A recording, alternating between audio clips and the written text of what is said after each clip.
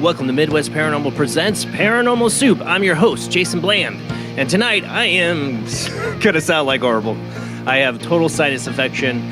That's it. That's all I got going on. I just sound a little bit different, so excuse me for that. And I hope our guest does, because we have a wonderful person with us tonight. Author, retired federal judge, Fulbright scholar, Karen V. Johnson. She's the author of Grieving, Using Energy Medicine to Alchemize Grief and Loss. And this, I do feel like this year I've been having a lot of shows about people connecting with their loved ones on the other side and dealing with their grief and loss and knowing that it's not the end of the relationship with the other person on the side. I really want to hit this point home. Tonight, this guest, I read her book. It's truly an honest take on this, living this experience of losing her son and learning a whole new life, changing herself, and experiencing life completely differently. That's the one thing I really want to get across to people doing this show is that our loved ones are always with us. You can't, trying to tell that to somebody who just lost someone, and it's hard for them to hear. And I really highly recommend this book, Grieving. It's a very beautiful book, very honest and open, so I can't wait to talk to our guests. Of course, we got a lot of weird to get to in the World Wide Web of Weird. I had falling birds. Everybody was selling me the falling birds. I got a ton of that. We'll talk about that. And I even have an exclusive from my own local town, paranormal footage. Yes, from my own local town, thanks to my cousin Gary. Thank you, Gary, for sending this to me. I've been dying all week to show you guys this. So we got a lot to get to, so let's go ahead and get rolling into the show.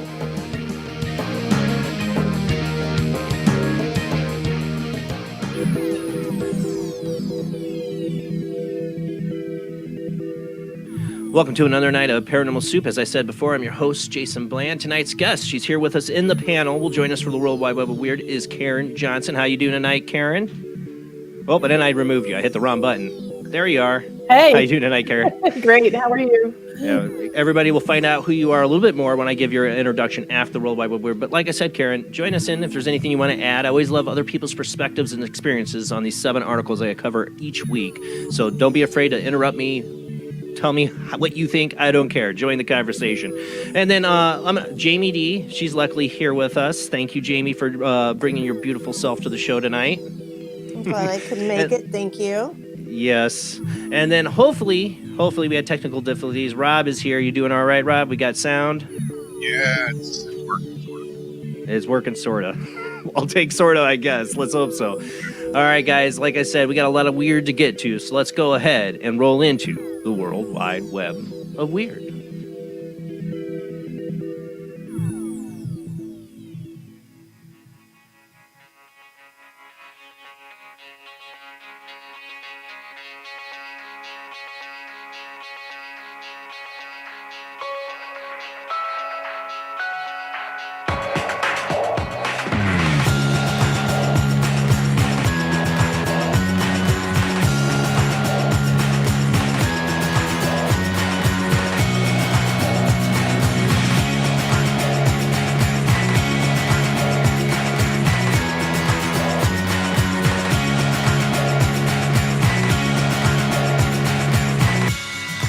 Tonight on the World Wide Web of Weird, I have another update on our mystery Pennsylvania creature. You know, it's a dog, coyote.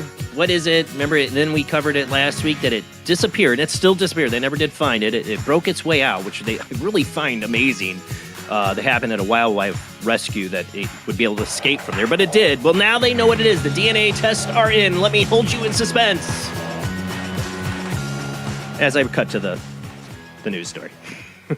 For those listening on the Paranormal Radio Network, or we're Paranormal Soup Radio Network on Talkstream Live, we are a webcast. We do stream out live to Facebook, YouTube, and Twitch, but you can listen to me narrate snottedly as best I can with my sinus infection. All right, let's go ahead and bring this up here. Remember this guy, this mangy little mutt? Not a mutt. Mystery surrounding, this is from Tim Binnell from Coast to Coast. Mystery surrounding a curious creature that stumped wildlife experts when it was captured in Pennsylvania last month has been solved. The strange saga began last month when Christina F. spotted a weird animal lingering around outside her residence in the community of Fairfield Township. I cannot talk, especially when I can't breathe through my nose. Township. Feeling sorry for the seemingly distressed creature, the kind-hearted homeowner brought the odd-looking interloper into her basement and phoned an animal rescue organization to take possession of her guest. It was then that things got weird as workers from the group were left scratching their heads, wondering if the creature was a dog or a coyote. We remember then it escaped. You know, that was odd. Well, they've got the DNA test results in, and coyote. This is what I kind of thought it was going to end up being. I think coyote with mange, you know, or you know, him and the Roadrunner had a run-in. I don't know. He had a bad day, but he did not. Once he felt better, this thing booked it. The most amazing thing, I knew it was going to end up being identified once they figured they had the DNA. But the most amazing thing about all this is the fact that this thing escaped from a place that is used to keeping animals locked up, you know, and this thing somehow got through a window, like crazy. I mean, wild creature, you know. I mean, they don't want to be captive. They said it didn't show any aggressiveness or like it was scared or, you know, it's a weird story, but it's, I guess, solved. Where there's a will. Yeah, there's a way, and this creature wanted out, and you know, but I don't know. I guess coyote with mange. I've seen coyotes. coyote I got them and here. dog. I still think that's the case, but they said it's just coyote. Why? All right. This next one about creatures gone wild. They're always wild, right? Hey, boo, boo, boo. This one I had to cover. Giant bear named Yogi wreaks havoc in Lake Tahoe. Hey, boo, boo. California nice. All right. This 500-pound bear on the loose in California is doing more than just stealing picnic baskets. Named after the popular Hanna-Barbera cartoon character, the enormous black bear, which has been spotted across the region, has been responsible for more than 150 calls to law enforcement and wildlife authorities due to its pen chat for damaging about everything it comes in contact with. According to wildlife officials, the mischievous bear has caused extensive property damage and forcefully entered several homes, including occupied homes. The one individual bear has been linked to property damage at 38 different properties, at least, said Peta Tierra from California Department of Fish and Wildlife. Unfortunately, efforts to trap the bear have come up empty, with Yogi seemingly just as adept at his cartoon counterpart at avoiding capture. Hey, boo-boo. That's all I keep thinking when I read this story. An attempt to scare him away from the area with loud music also failed to achieve anything. I could think of some really bad rappers and their music out there. Throw that on. That'll scare any living thing away. A pro-bear activists group known as the Bear League has since been trying to appeal to wildlife officials to move Yogi to a new home rather than put him down. And that's where we had a bear situation here. It came all the way from Michigan, and that's how it ended. They put it down. They're not going to capture it. That's a sad thing. Problem is we're encroaching on all their living territory. And this is just going to keep happening and happening. You know, the whole Yogi Bear, hey, boo-boo, them stealing picnic baskets was foreshadowing to what's come, that all these bears are, they're not going to stay in the campgrounds, because the campgrounds, there's barely enough room for them to live, and people are encroaching on their territory. So these animals are just going to forage more for food other places and be at your garbage or inside your home, as these bears have done, broken in. And, you know, it's sad. That's the way things are going, right? Oh, we got to come up with a better solution. All right, so, you know, but better solutions, that's what mad scientists are for, and what they're doing is creating artificial life, artificial wildlife, I guess, you know, here, yeah. This is from an Unexplained Mystery. Scientists create artificial fish that swims using human heart cells. Isn't that lovely? Remarkable Frankenstein-esque fish were built by a team of scientists from Harvard University using paper, gelatin, and 2 layers of human cardiac muscle tissue, one on each side. Now, what have I been saying on the show? Like, the future of robotics and computers isn't just making them faster and computing more, is the future of them taking genetics with cybernetics and combining the two, which is a scary thing. Scary. I'm sorry. I know, don't fear the future, but I've seen enough sci-fi to fear this kind of stuff. A special node was added to act like a pacemaker and control the rhythm and frequency. Incredibly, the fish continued to swim for 108 days, equivalent of 308 million beats. It's a training exercise, said senior author and Harvard bioengineer Kit Parker. Ultimately, I want to build a heart for a sick kid. That'd be great. See, the technology go great. You build a heart for a sick kid, but then it turns into Terminator, and then we're AI taking over. I don't care. The really interesting thing about these fish, which we weren't expecting, is how long they would swim and how fast they would swim in the dish. This experiment represents a significant step forward in the development of artificial hearts, and transplant patients could one day go on to help save countless lives. There's another way to test that without making artificial fish. My worry is, all these great things, it's light side or dark side. Which way? It's however you use the tool, right? They're going to make these things be great to help people, especially with organ transplants. The problem is what other bad people will use it for when they start combining genetics. We can make a robot that's part genetically created. I mean, have you ever seen Battlestar Galactica? I'm just saying, we got to be ethical with this stuff. And humans have not shown the best ethical choices when it comes to future technologies, new technologies. I'm just saying, give a monkey a gun and it's gonna pull the trigger. I'm just worried. I know I'm the worry wart. Maybe I shouldn't worry. I think it's great that this stuff's gonna help build transplants, and we're making technology that could help people walk again. But there's like I talk about Elon Musk with the chips in the brain, which is coming here soon. It could help paralyze people walk again. It could help people see, and that's great. But I don't want to see everybody getting chips in their brains and like disconnected from reality. And next thing you know, we're in the Matrix. Yeah. Okay. Well, Enough of Jason's worry wartness. The meta universe now, so. Now, Jamie, close. I'm not alone. Jamie's fearing the meta universe for Facebook. Facebook's going to take us down for this, but Jamie's always putting up all these posts about the metaverse. People will live in virtual reality. But she's not wrong. I mean, all we want to do is escape from our ordinary lives, I always wondered when I watched Star Trek, I'm a big Trekkie, yes, when they have the holodeck, I'm like, how do those Star Trek people, get anything done? They have literally a holodeck they can live in heaven in. They can produce and have fun and do anything they want to do, anything at all, but they barely use it, right?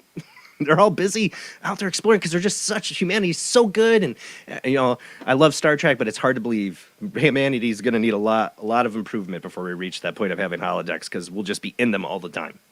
Yeah. And I'm not any better. I play virtual reality video games all the time. I'm escaping all the time. I got 2 kids. As soon as they go to bed, it's like virtual helmet on, video game on. So. But we don't want it to be real life. No. I enjoy my real life. Yeah. But there's so much escape. That's I'm just saying. I know. I'm just I'm an 80-year-old man in a 42-year-old body. Okay, let's move on. Put me in my boat and send me down the river. That's my escape. You can do that in virtual reality now, Rob. Yeah, but you got virtual sailing. You can get in your boat. You can virtually fish. You can virtually meet up with all your friends, and you just don't have to leave your couch. You can experience the world and not move an inch. But you don't come home smelling like dead shrimp and fish. I mean, Maybe that's the next step in virtual reality. They do have virtual reality where they'll give you smells. Yeah. Like they're working on it, but maybe they could put a smell on you. Just got back from fishing. You could spray yourself. I don't know. All right, now this next one, I wish I could show the video. Everybody and their mother, and I don't complain about this. Send me your weirdness. You got me on Facebook friends, or you got the Paranormal Soup, jbland@gmail.com. Email me your weird stories. What's out there? Tell me what's going on. I'm not going to catch everything, even though my friends accuse me of it, of catching everything. They're like, God, every time I give you an article, you're already like, yep, seen it. Send it to me. And I had like 8 people send me this. Problem is I can't play the video. It's CBS exclusive video footage. They got the rights to it. But if you go to cbsnews.com and you find this, video shows hundreds of blackbirds mysteriously plummet from the sky, making a noisy dive to their deaths. And it is weird. You see like this like huge plume of birds, like huge. Like if anybody was standing there and got wrecked by these birds, I don't know if it might kill somebody. I don't know. There's a lot of birds that came down. It looked like Alfred Hitchcock. It literally looked like an Alfred Hitchcock. The birds decided to like nuke somebody. And they go down, and a lot of the birds get up and fly away, but a number of them didn't, as you see here. Hundreds of yellow-headed blackbirds swarmed. Oh, and then I get an ad. Yeah. Hundreds of yellow-headed blackbirds swarmed over Mexico last week when something sent them crashing to the ground, leaving dozens of birds dead along the street. Security camera footage captured the incident showing the swarm of blackbirds suddenly descending upon a house. Most of the birds fly away after taking the dip, but dozens were left motionless along the sidewalk in the street. The incident happened around 5 a.m. on February 7th. According to local reports, it is believed that the bird species were in the process of migrating to Mexico from northern Canada. A lot of them didn't make it. And a lot of people sent this, man, this is weird, this is weird. I've seen other footage similar to this. What they say in this article on CBS News is that this can happen, and it happens from another predator bird attacking the birds, and they make, they all fly in unison. They're all flying together, and the lead, I don't know if it's like the lead bird decides like, oh, go down. And they all go down a little bit too, and then crash. And that's what it looks like. A predator or a hawk could have forced them down like that, but I don't know. But you know why everybody sent this to me? Can you guess why everybody sent this to me, pretty much? Some because they thought it was weird, but others all had to comment, maybe it's that 5G. What I brought up was, remember all the rest of the birds that fell like 2 years ago? Yes, there's been a number of stories. Yes. And that was around the same time that the oceans were like spitting out like all the starfish and things like that. And then California beaches just had all those sea worms wash up, and then more birds. So just kind of patterns. It's this. Wrath of God type stuff. Exactly. Fire and brimstone coming down from the skies. Rivers and Then seas cat, boiling. 4 years of darkness, earthquakes, volcanoes, the dead rising from the grave. Human sacrifice, dogs and cats living together, mass hysteria. Yeah, mass hysteria. I don't know. People, everything now is the end of the world. I don't know if it's 5G. I'm not a fan of 5G. When I say I don't know if it's 5G, I'm not saying I'm a fan of the whole 5G thing. I think we should be a little more cautious, and especially when it was going to interrupt airplanes and stuff, and then they like tell us that like a last minute before the rollout. I think we should slow the roll down, do some more studying on it. But I don't know if that's 5G that caused it or just something natural. It does look freaky. When you watch the video, it looks really freaky. Next up, what are you going to say? Is 6G going to be any better? 6G, 7G. See, there won't be 6G because it'll be in G. It'll be in your head. Yeah. You know what I'm saying? That's what worries me. I don't, I love my games, my virtuality and all that. I love the technology to an extent. But when you want to put it inside my head, that's where I draw the line. I don't want to see a world where we're coming half man, half human, or more man than machine. I don't want that. I want us to be us, natural humans, with good technology that helps humanity, and we do good things with it, like Star Trek. They have the holodeck, but they except for Barclay, Lieutenant Barclay, he overused it. I know, Star Trek fans out there, anybody? No. Technology is a great thing, but we can be addicted. I'm definitely addicted to Star Wars Squadrons. I play that like every night. Got to get perspective, I guess. But we got a lot of cool toys. I'm just a little worried. Okay. All right, and this next one up, I had a couple people send me, Jamie did, about a F-22s were scrambled to intercept mysterious balloon over Hawaii. U.S. tactical fighter jets were sent to intercept a suspicious object over Kauai, North Shore. Yeah, that's how you say it. The incident, which took place on February 14th, saw F-22s intercept what was believed some sort of balloon. However, specific details continue to remain on the ground. Indo-Pacific Command detected a high-altitude object floating in the air in the vicinity of the Hawaiian Islands. Adjunct General of Hawaii, Kenneth S. Hara, wrote on Twitter. In accordance with the Homeland Defense procedure, specific Air Forces launched tactical aircraft to intercept and identify the object, visually confirming an unmanned balloon without observable identification markings. The mystery was compounded by reports of powerful explosion sounds by locals in the area, with Air Force spokesmen later insisting that the responding aircraft did not destroy the balloon. The sighting of the object posted on social media indicated a white oblong with 2 contrails. What balloon would have contrails? It would be the jets, maybe. Someone who works in aviation here on the island received communication that there was F-22s intercepting a UFO, wrote one member of the Kauai, maybe say that, community Facebook group. I wonder what the fighter pilots saw it being a stationary object. The aviation person told me that the UFO is many miles offshore from Princeville over the ocean. It remained in one spot for at least 40 minutes. The incident particularly odd because F-22s are not usually scrambled to intercept something as mundane as a balloon, so exactly what the object was remains something of a mystery. I thought the whole thing saying that they knew it was a balloon, they sent it F-20. Why would you send F-22s out for a balloon? You wouldn't. You wouldn't. You would not. They would not. Don't take a military expert to tell me that. Man, I sound like crap. I hate science fiction. All right. At the incident, no definitive explanation for the incident has been found. And somebody did have a video. I just see this now updated on Twitter. You can find this Unexplained Mysteries where you can see the planes like circling around. I'm watching now. I don't have the video here. But there's not much to see except for the planes circling around. But again, why would they send planes out for a balloon? I don't buy it. I mean, I just don't buy it. I mean, I don't. Excuse me for not trusting the government about being honest about these kind of things. It's a balloon-shaped UFO. It was unidentified, right? Yeah, exactly. I mean, if it's a weather balloon or something, you think they'd know, or they wouldn't send F-22s out, but whatever. All right, next up is the exclusive footage I promised. This comes from my cousin Gary. I call him Cousin Gary. He's actually my cousin's half-brother, but he's like family. We've known each other since we were little kids. And I took him ghost hunting years ago. And so I guess I prepped him for this, is what he said. So this is what he wrote, and I got to make sure I don't use the explicitives in this. I've been working here, and this is a liquor store, I believe, since 2018. I've had more than one experience, bottles flying off the shelves randomly at least 10 or 15 times in the last few years. I've been hit in the head by a Lord Calvert bottle. God, that would hurt.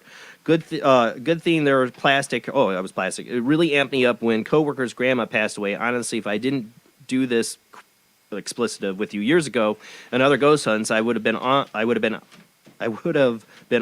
here. I would have been out of there. It's just messed up. These bottles are secured. No way they would just fly off the shelves like that. I just finally got evidence my coworker was there. Scared the hell out of us. I don't know the history of the building besides it's being a car dealership years ago, and it's right behind Pine Lake Cemetery, which is got haunted stuff, I know. A lot of weird energy, etc. going on there. I've seen stuff placed in different spots minutes after being there. I don't know if the footage is good as it was in my camera. I can send it to your cell, blah, blah, blah. Okay, it goes on. Go ahead and play that paranormal footage. And I have a zoom in of it here. So you're going to look at the bottles in the back. He's filming this off a CCT camera, with his phone. So it's not the best quality.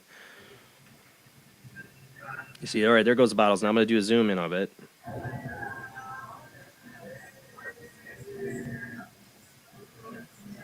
I mean, it looks like something just drags the bottle right off. He says these are actually, secured in there. It shouldn't just come out. I thought strings at first, except that one bottle at the end, how it flings up. I will tell you this right now. I know there's no shenanigans. I know Gary very well. He would not send me BS. And he works there. He recorded this. I know it's not anybody messing with him. He's pretty smart guy. And he's been having this going on for years. This is the first time they caught it on camera. And so it doesn't look like even there's a rear load to that, so someone couldn't stick their hand behind and then flip the bottles out like the milk jugs. Yeah. And so at first when I thought, kind of looked like strings pulling, that last bottle is really odd. The one's kind of pretty far back there, and it comes all the way out. Yeah, and the one that just shoots up and flings out. I think that's it from hitting the ground. It depressurized it. That's literally it spraying and flying up. I don't know. That was crazy, though. And I'm hoping I get to check this place out. I got to talk to Gary. I don't want him to lose his job or anything, so I won't say exactly where this is. Something. It's near Pine Cemetery. What was that? See, what made that's the bottle flying in the air. I think that's it from actually hitting the ground, cracking the top open, and it's just the pressure. Yeah, it almost looks like just the top half of the bottle, maybe. Yeah, I don't know. It's crazy. But he said this has been going on for years. They've been having stuff happen. Oh, that's And a I good know capture. right by Pine Cemetery, I know of a house there that is extremely haunted. And it's right by the cemetery. It's like 3 houses down from this little road that leads into the cemetery. And this gas station, or I don't know, it's a gas station, liquor store, whatever is right there, is right by the cemetery. So that whole Yeah. area has had weirdness for many years. That looks like some All right, poltergeist. we're gonna run out of time for my last soapbox thing here.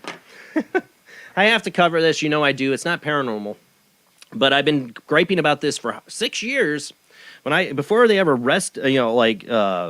rearrested Jeffrey Epstein and got into all that, I was calling it out years ago about the injustice of that he was walking free, and then they bring him into jail, and you all know the story. He hangs himself.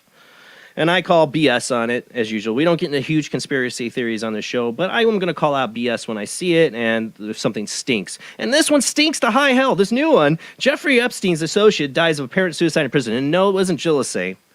Just waiting on that one. And a scene reminiscent of the suicide of financier and convicted sex trafficker Jeffrey Epstein, one of the men who helped him recruit girls, has also died in prison. So, shock. A suspected suicide. Oh my, no way, really? And the prison cameras were not on. Oh my God. Like, I've heard this somewhere before. French modeling agent Jean-Luc Burnell, who is alleged to have gotten more than 1,000 women and girls, minors mainly, for Epstein to sleep with, was found during a cell check around 1 a.m. hanging. Let me guess, sheets, right? Unfounded conspiracy theories began to quickly follow. Of course they did.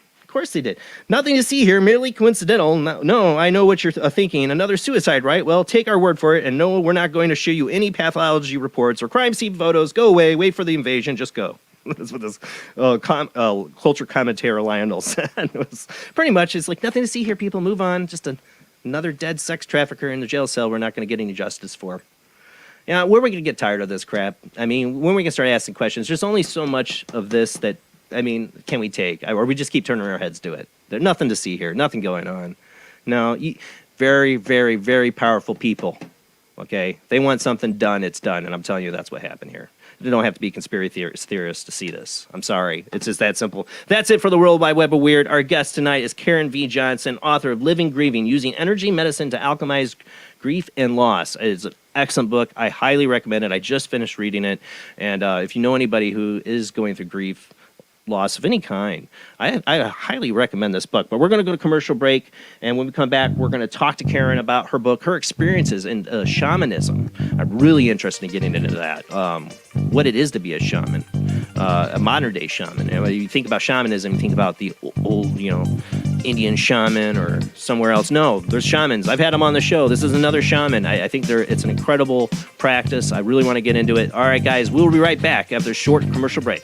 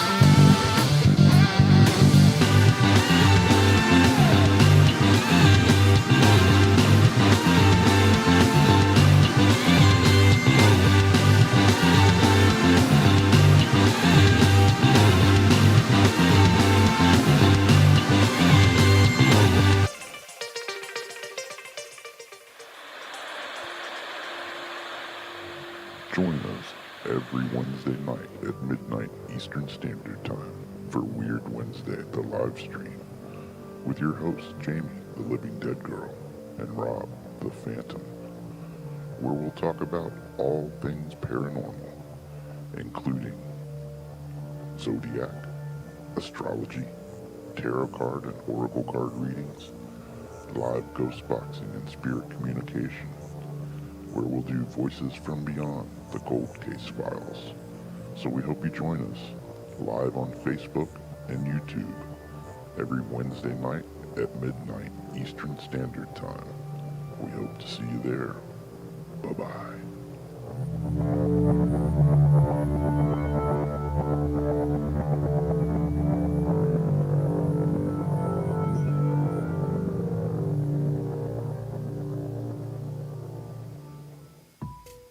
Since 1948, Fate magazine has brought you reports of the strange and unknown, all of them true. Fate Radio is carrying on that tradition, bringing you the unusual, macabre, strange, and bizarre. Join host Kat Hobson Sunday nights from 8 to 10 p.m. Eastern on WBHM Digital Broadcasting.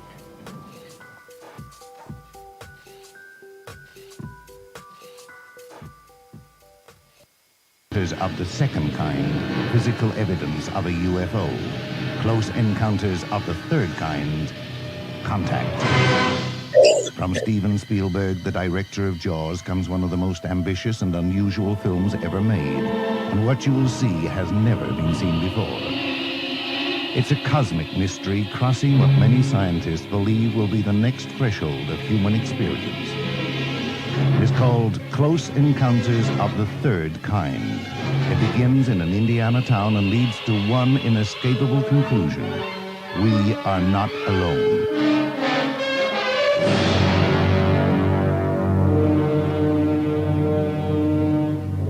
Close Encounters of the Third Kind. Certificate A. Now showing at the Odeon, Leicester Square. The international chart-topping Haunted Horror of Haverfordwest has been described as terrifyingly real, a must-read, shocking and chilling brilliance, genuinely worrying, utterly frightening. Don't read before bed. Described as one of the spookiest writers out there, best-selling author G.L. Davies presents Haunted Horror of Haverfordwest. The true paranormal account that is shocking the world. Dare you enter? Dare you read? Haunted Horror of Haverfordwest is available on Amazon, Barnes & Noble, Kindle, and wherever books are sold. Pray you never have to live there. This is the sound of a space clock aboard a U.S. satellite 180 miles above the Earth. No one winds up this timepiece. It's powered by a tiny battery, a battery that delivers power for years without replacement. Now the same type of battery, the Duracell battery, can bring new reliability and long life to your battery-operated equipment. Radios, cameras, toys, all run far longer. Duracell batteries, the long-distance power cells, outlast any ordinary battery. The same type of battery that keeps space clocks running for years can bring long life to anything powered by batteries. Dura, as in durable. Cell, as in power cell. The Duracell battery, made by Mallory. Are you intrigued by Paranormal Talk Radio? You'll love the new Paranormal Radio app from Talkstream Live. You'll find a great selection of talk shows covering UFOs, ghosts, strange phenomena, and much more. Download the Paranormal Radio app now and start listening to the very best in paranormal talk entertainment, including the network you're listening to right now, the Paranormal Radio app, free in Google Play and the iOS App Store. Switch to DCS ranging. 240, nominal to profile. We're in the pipe, 5 by 5.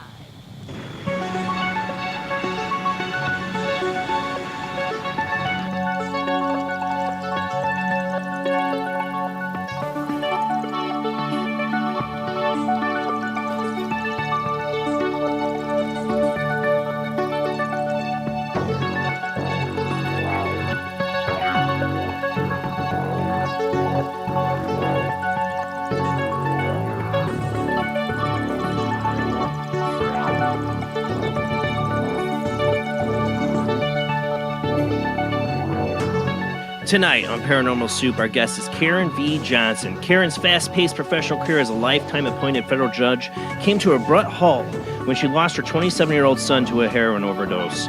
Rather than grieve in a way that made people around her comfortable, she did the unexpected. She quit her job, sold her house with all of her belongings, and went on a 2.5-year journey that took her all over the world, finding healing practices along the way. Karen didn't think she could ever find a way out of despair, but she found a process that works and shares that journey of transformation with others so she can heal, so they can heal too. Her book is called Living Grieving, using energy medicine to alchemize grief and loss. Karen is a graduate of Georgetown Law Center, a former Fulbright scholar in Afghanistan, holds a master's degree in public health and public international affairs. Karen is a retired federal administrative law judge who practiced criminal and energy law for more than 30 years. She's also a former U.S. Army officer major. Karen was personally trained by Alberto Villado, I probably butchered that, and is a faculty, faculty at the Four Winds Society and a master practitioner of energy medicine. She has trained extensively in techniques of illumination, soul retrieval, extraction of energies, entities, divination, and death rites. We got a lot to talk about tonight, and we will open up the phone lines later in the show after the next commercial break, so hang in there if you got your questions for Karen tonight. We got a lot to get into, so let's go ahead and get to our guest.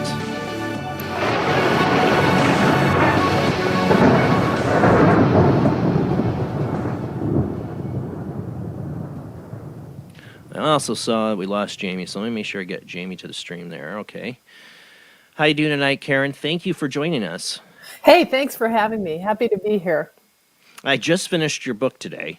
I had the weekend off, so I was like, I'm gonna read it, get it all fresh in my head, and I'm gonna take out my man card and sit on the table for a minute, because you actually kind of moved me to tears reading your book.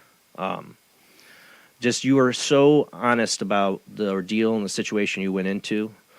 I've not had the loss you've had. The closest loss of a family member I had was my grandmother, who passed away several years ago, and I had an experience where I saw her the day of her wake in a mirror at my work, just so she could let me know she was there. But your son, I want you to talk tonight about what started this journey, how your son opened you up to this from the other side. Because I tell you what, being a paranormal investigator all these years, not that many years compared to other people I know, but I make it sound like I'm old. I'm not. But the number of years I've doing paranormal investigation and talking to people tell me about their haunted stories, but the stories I cherish, I feel like are presents to be shared, are the ones people tell me about their family member who's come to them after they passed, to let them know they're all right. They're the most powerful, incredible stories, more powerful, incredible than anybody's poltergeist or demon story. To me, they're the pure love, the best part of the paranormal. Yeah, for sure. Gosh. So my 27-year-old son, Ben, passed from a heroin overdose. And so I wasn't in the country. I was actually on vacation in South Korea at the time. And when you get that call that as a parent, you never want to get, and you kind of think by the time your kid makes it to 27, you're kind of like, yay, I did it. They're safe. I got them through the, and yet, so many young people are struggling in society, and young men. And so, I get this call, and I just didn't feel well that afternoon when I was in South Korea. I was not feeling well. And then I get this call, and the person hung up, and I just knew that something really bad had happened. And so then the person called back and identified himself as a detective. And I said, it's about my son, Ben. And I said, what happened? Is he in an accident? What's happened? And then, he's dead. And I'm, how? Heroin. And then, it took me 24 hours to get home because it's totally different time zone. By the time I got the call, it was in the evening and all of that. So, the next morning I go to the airport and I'm sitting in the lobby waiting for the flight, and I see my son in front of me, just right there, just like in his physical form. Like he was physically there. You're not seeing through him. He's like physically there. Physically there, just, smiling his goofy grin and just smiling at me, and then he disappears. And so I freak out. I call my ex-husband and I say, I think he's alive. I think that he's trying to get out of that freezer. You've got to call the ME. You've got to go check. I don't think he's dead. I think he's telling me he's alive. He's alive. So long story short, the ME very graciously goes and looks and says, I'm sorry, but he's gone.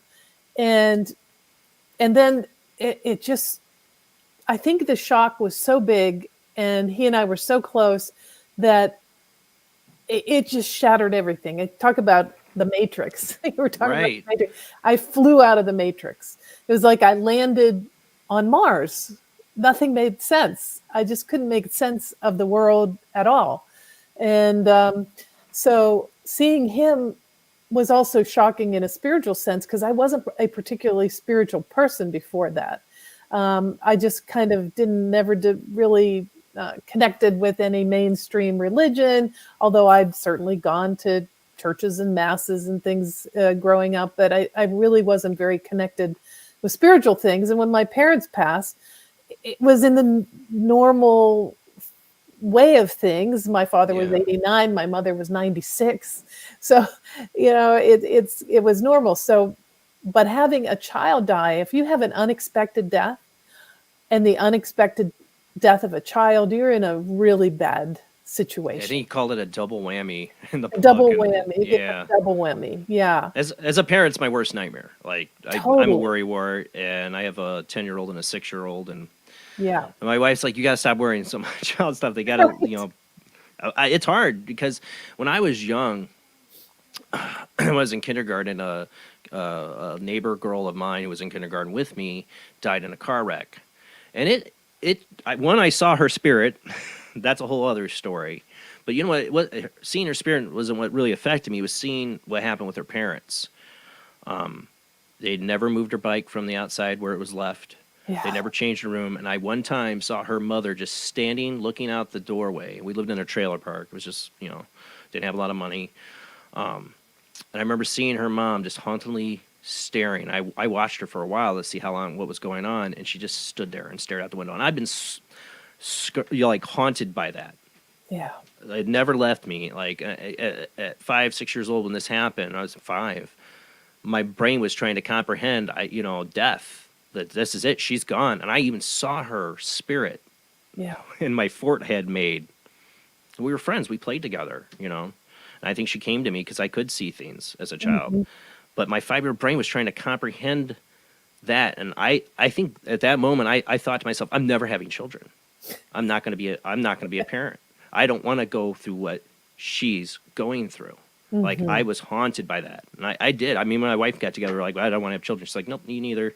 And then life happens, and thank you, God, because I can't imagine my life without my children. They are to make me the person I am.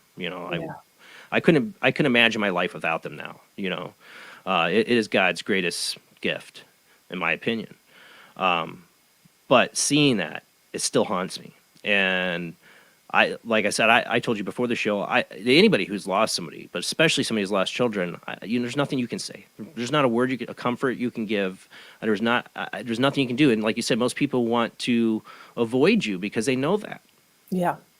Yeah, they know that, and they don't know what to say, or they say things that just the things they say that they think will be comforting aren't really comforting after a while. Like, he's in a better place.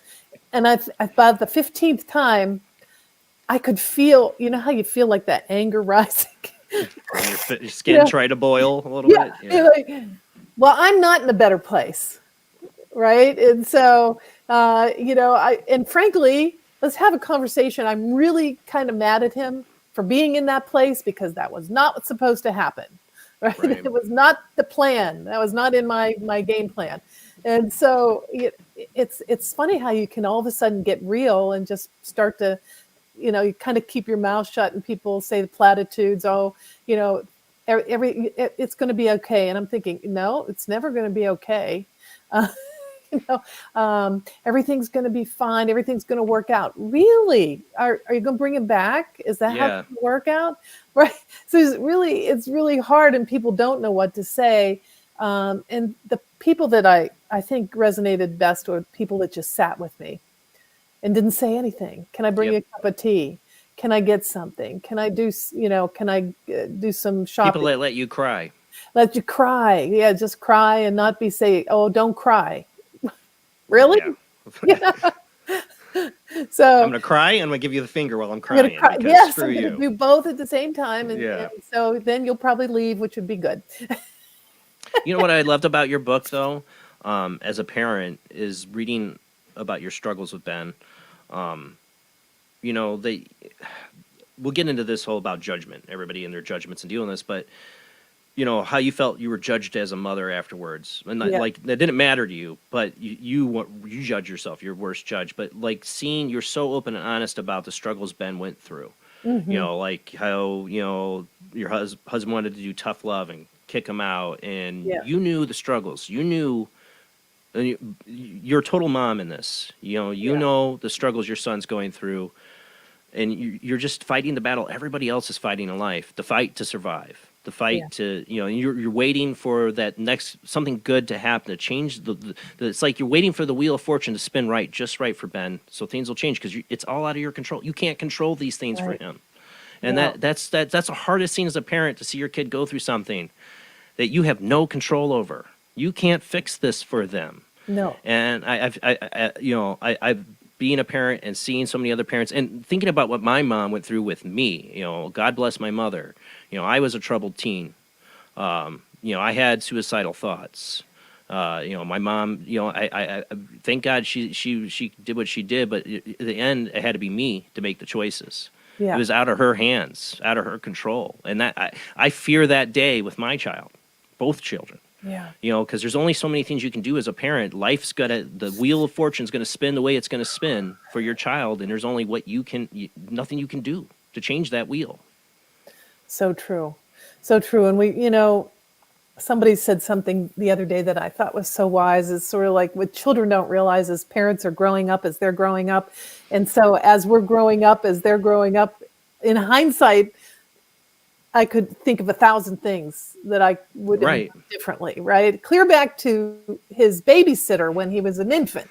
You know, that's probably where it was, right there, that I screwed it all up. In my mind, I screwed it all up. It was all my fault, and I should have done everything different. This is where I began the journey, and this is why I was so out of the matrix.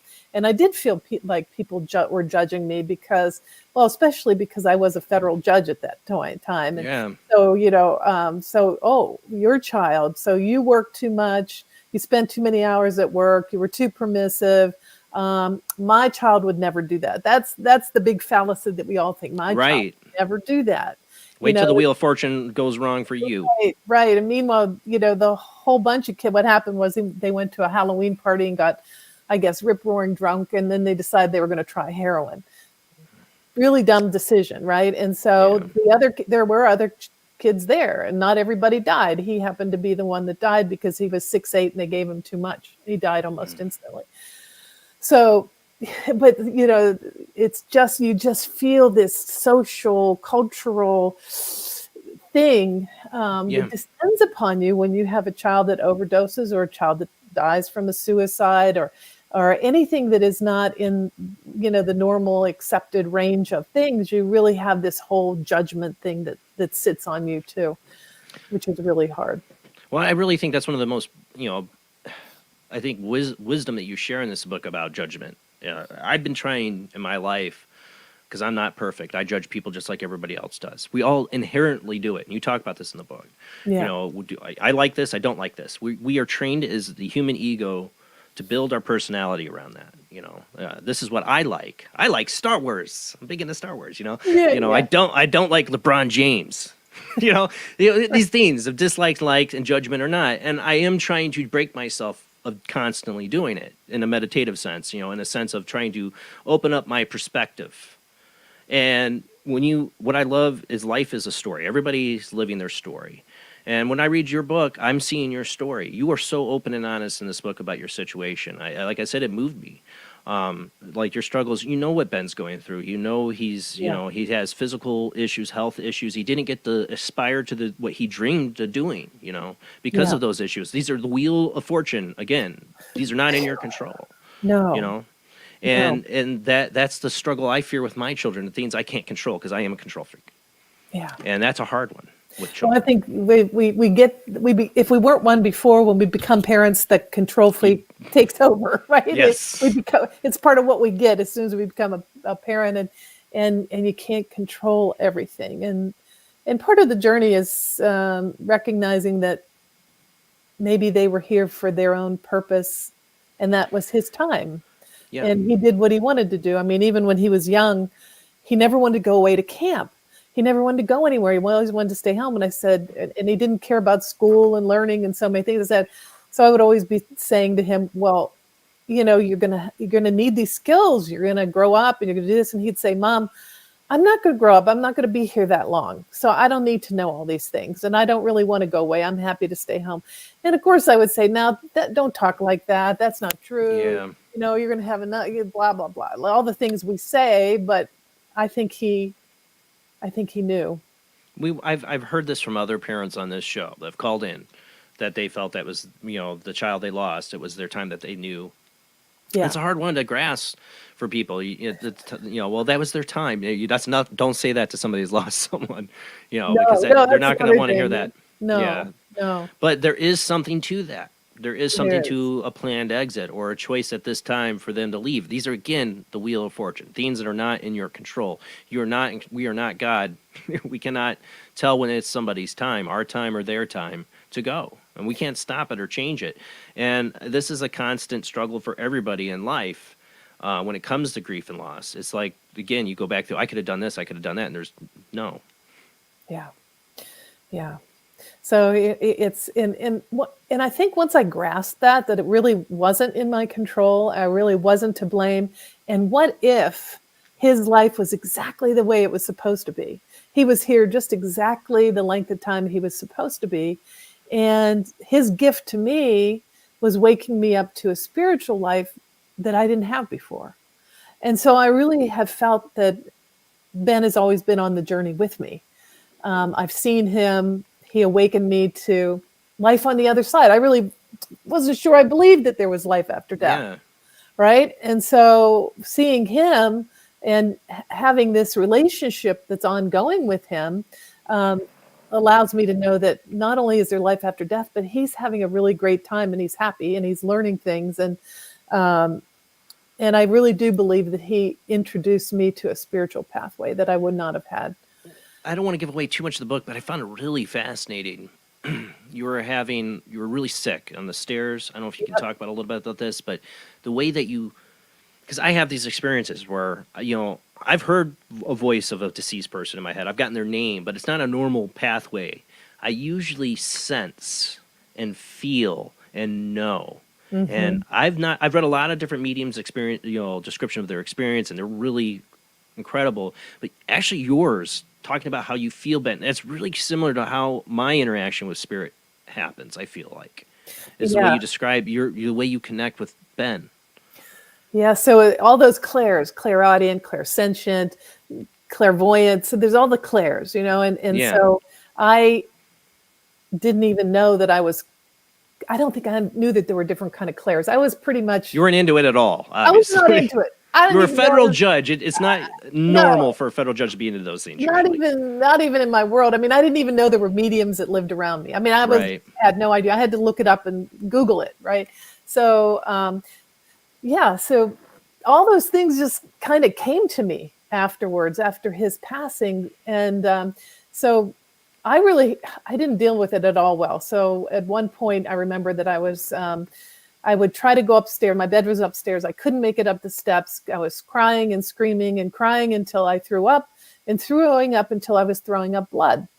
And I could feel and sense him all around me, all above me, just frantic, frantic, frantic, but I couldn't hear what he was saying.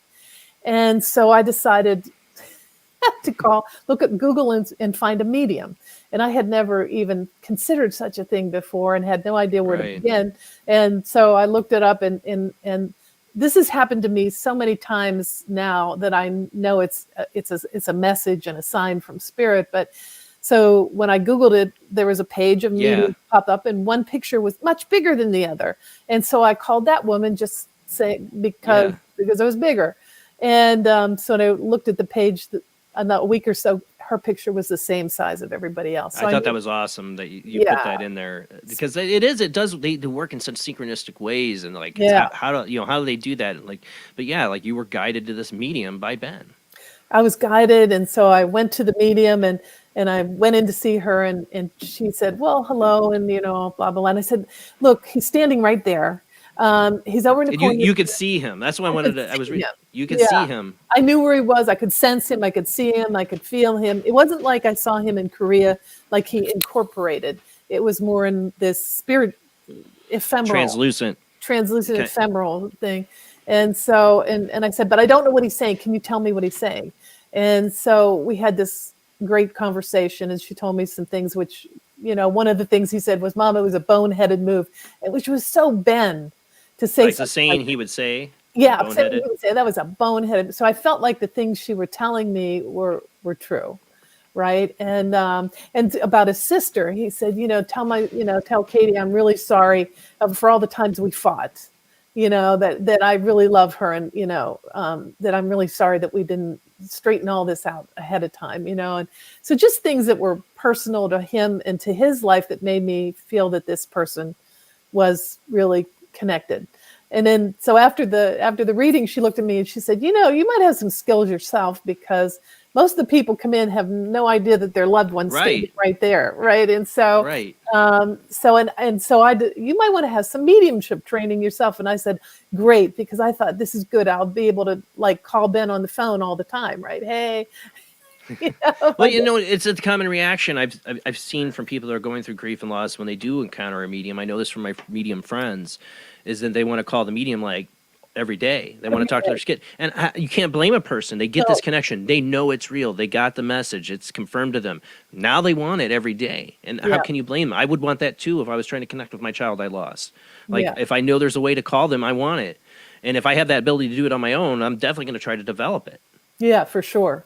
For sure. And so that was the path for me for the next year or so. So I'm working as a judge, and I'm secretly going through all these, going to learn to be a medium and Kabbalah and spirit artwork and all those crystals, anything I could get my hands on, I was interested in. And in the meantime, I was still sensing Ben all around me. So I woke up one night, and so Ben's in the room, and there's all these spirits at the foot of my bed and in my room, just crowded. The room's crowded.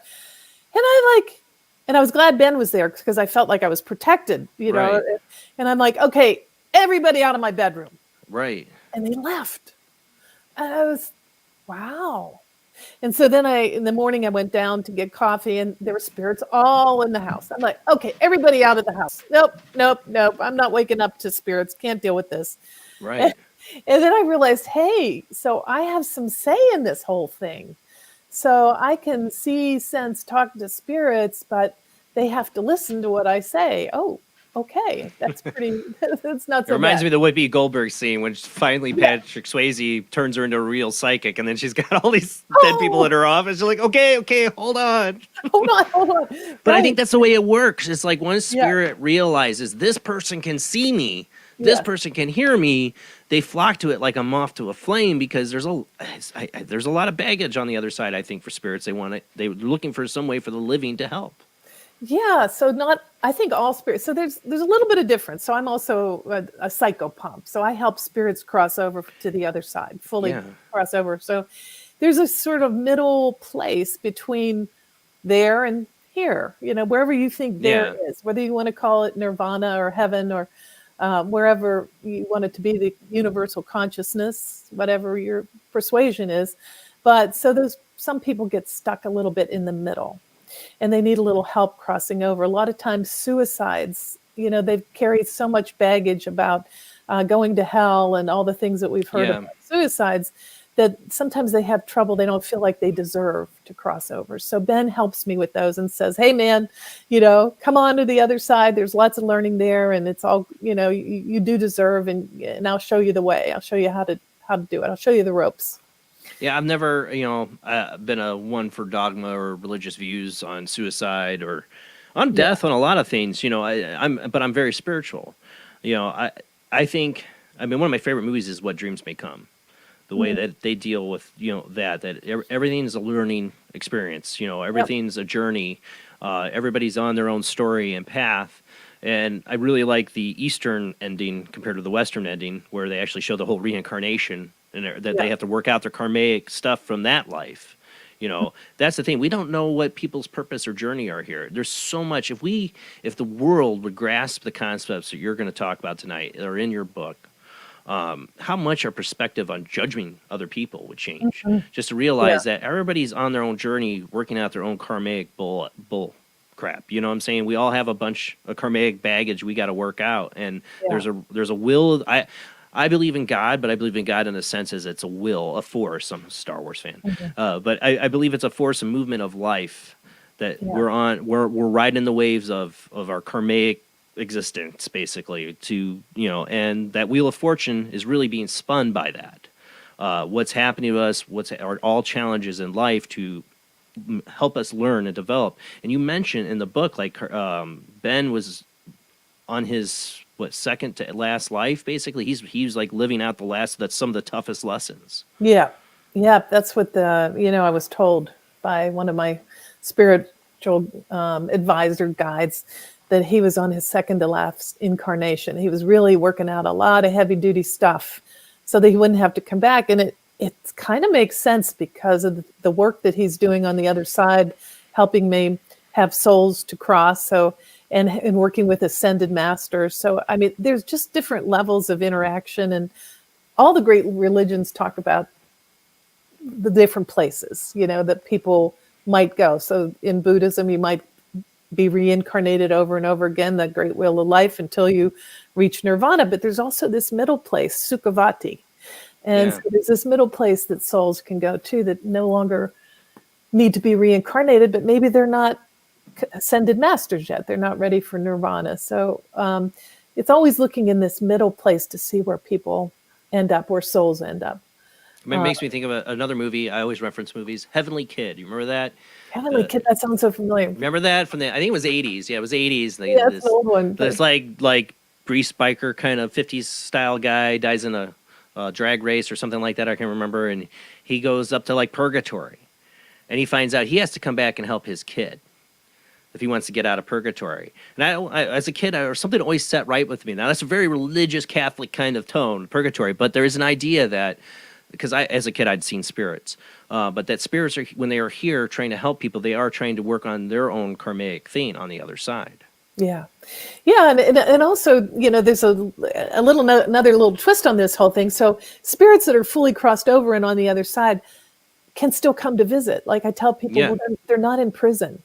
No. They're not in jail over there. So there's a difference between the spirits that are kind of stuck in the middle and the ones that are fully crossed over and coming to visit. And so, as a shaman, that's where my work is, figuring out where are people. Are they fully crossed over on the other side, or do they need a little help to get there? Yeah, I definitely think, as a paranormal investigator, there are spirits that are stuck. That are stuck in their location or reliving. They don't even know they're dead. I think those are spirits like that. But from what I saw, like of my grandmother, I know she's not a ghost. I know she was she's in a better place crossing over to tell me she was all right. She died with Alzheimer's.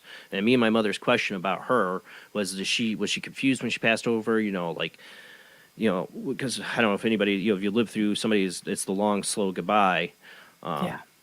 You worry, did they know what's happening to them as they're passing? As I watched her gasp for her last breath, does she know? When she passed, it was killing me after she died. Yeah. And I know it was my mom too. And their birthday's coming up. They shared a birthday, February 28th is coming up. So I've been thinking about my grandmother a lot again. But when I saw her in that mirror, like the mirror went black. I saw her there. She smiled at me, that same smile. I knew that was my message. And with your son, it's like right when somebody crosses over, there's this powerful energy there. Yeah. That they reach out to people and let them know they have this opportunity to let them know, I'm here, I'm fine. And so many people, and you point this out in your book, have these experiences, and then they don't talk about it because of society and how we treat this. Yeah. They don't talk about it. That's why when somebody does share this with me, I feel like I've been honored with something very special they've just given me, this story about this experience, because so many people just won't tell. They've had this experience, but they won't talk about it because of the way we are in society. The way we are, people start to say, oh, well, you can't win with grieving. So if you get over it too quickly, they say, oh, she didn't see it. It seemed to matter to her. And if you take too long, oh, this person's really suffering. Clearly she needs some medical assistance, so there's Give her some drugs. Hush her, push her away. Yeah. Our Everything's solved by a pill in society now, Western medicine. And so people are right. And it's actually in the Diagnostic and Statistical Manual, there is a category for grief. So that medicated away. So as soon as you start talking about seeing your loved ones on the other side and talking to them, you can imagine the traditional people that say, "Oh, they're grieving. Oh, she needs some serious medication. She's having some hallucinations, right? Yeah. This isn't real." Where actually it is real, and so that's where I got all caught up in that whole dilemma of it, because I knew that what I was experiencing was real, and I didn't want to stop it. So I didn't want to seek traditional medicine, and at some point, I really had to leave the job. But as a judge, I couldn't be as sitting judge. I was really angry in the book when I read the part where your boss gave you 24 hours to come back to work, and then somebody else interferes. Oh, she gets a week. I'm like, are you kidding me? Well, first of all, they said you can have 2 hours off. Or 2 hours. That's right. It was 2 hours. And I'm like, are you kidding me? Just lost your son. Just lost my son. And then finally somebody intervened and they said, okay, you can have administered, but when can you come back? Because, you have cases and decisions are due and hearings, and, we'll have to reschedule, and it's terribly inconvenient for us. And, so sorry for your inconvenience. I just lost my child. Right. And I didn't know what to do. After you don't know what to do. So it's such a surreal situation. So I just kind of thought, well, okay, I'll try to go back after a week, and maybe it's better than sitting at home. And I don't know. I just didn't know what to do, trying to sit in a meeting, sitting there and work and trying not to cry in the middle of everything. And it was just a disaster. Well, your whole life's been nuclear bomb. It was all nuclear. Oh, it was all surreal. Can you imagine? So my son was a really tall guy, 6'8". And so we had him cremated. And so the funeral director called us. Yeah. Okay. So this is, how not to be a funeral director. Yeah, right. So he calls and says, well, that urn, your son was kind of tall, and that urn you picked out, I couldn't squash him all in there. What do you want me to do with the rest? Oh my God. And I'm you got one job. You might want to give that to somebody else to do. You just do the urn stuff, and you need to get somebody else to handle people, because obviously that person cannot handle people. I couldn't squash him all in there. I mean, I said, this is his mother you're talking to. Get a second urn. I don't know. It just, the whole thing it was so surreal that you can't, there's something about death that is surreal to begin with. And then you add on the death of a child, and you add on all these other things that just, you're stupid humans. Stupid humans. Yeah. Stupid humans. They have no consideration at all. And like I said, there's nothing anybody can say to make you feel better, but there's definitely things they cannot say. There's definitely things people can do to not say to make it worse. For sure. So when I read both those stories, the book, I was like, you're kidding me. Right. It's like defies, when people mention it, I think, I relive it afresh, and I think, how did I make it through that? How did I not just completely go off my rocker? And I guess people think I did go off my rockers, because I retired, sold all my household goods, all my art, furniture, gave stuff away, and I mean, honestly, you got to know your colleagues are like, oh, she's the one that went crazy after her kid passed, because she got into all that kooky paranormal stuff, Yeah. But I was really feeling. I'm telling you guys, Living with Grieving, she's very honest. I mean, you really are a great writer. You really bring us into your world at this time, and it's a difficult world. Thank you. And I mean, you talk about writing things out in the book as therapy, and burning it, and we'll get into that. Yeah. But you're bearing your soul in this book. I mean, you don't leave. I don't feel like you're leaving anything out. You're very open and honest about this experience. But when you're at work, just waiting for that day to be over to get back to the new spiritual world that you've discovered, I mean, for me, I've been in this world since I was a little kid. Okay. I've seen so much stuff, weird stuff. I've been a weird kid. I've been into the spiritual, I'm into it, but I know I've seen people like you that have never been into it and usually it's a death that opens their eyes to it. I mean, look at James Van Praagh. His father died. He had nothing psychic going on. His father died. He dealt with that grief and those issues, and it opened up his whole psychic world. Yeah. And I can think of a lot of other mediums that their experience started with a death. death is a doorway Death in many is a ways. doorway. Pain, And it's not just stillness. for the person who's Yeah. passed, it's also for the person who's left behind. Oh, for sure. For sure. It's a journey, and I call it the journey of the bereaved. So a lot of times people would think get over it, move on. It's long enough. It's time to do this, or it's time to live your life, or whatever.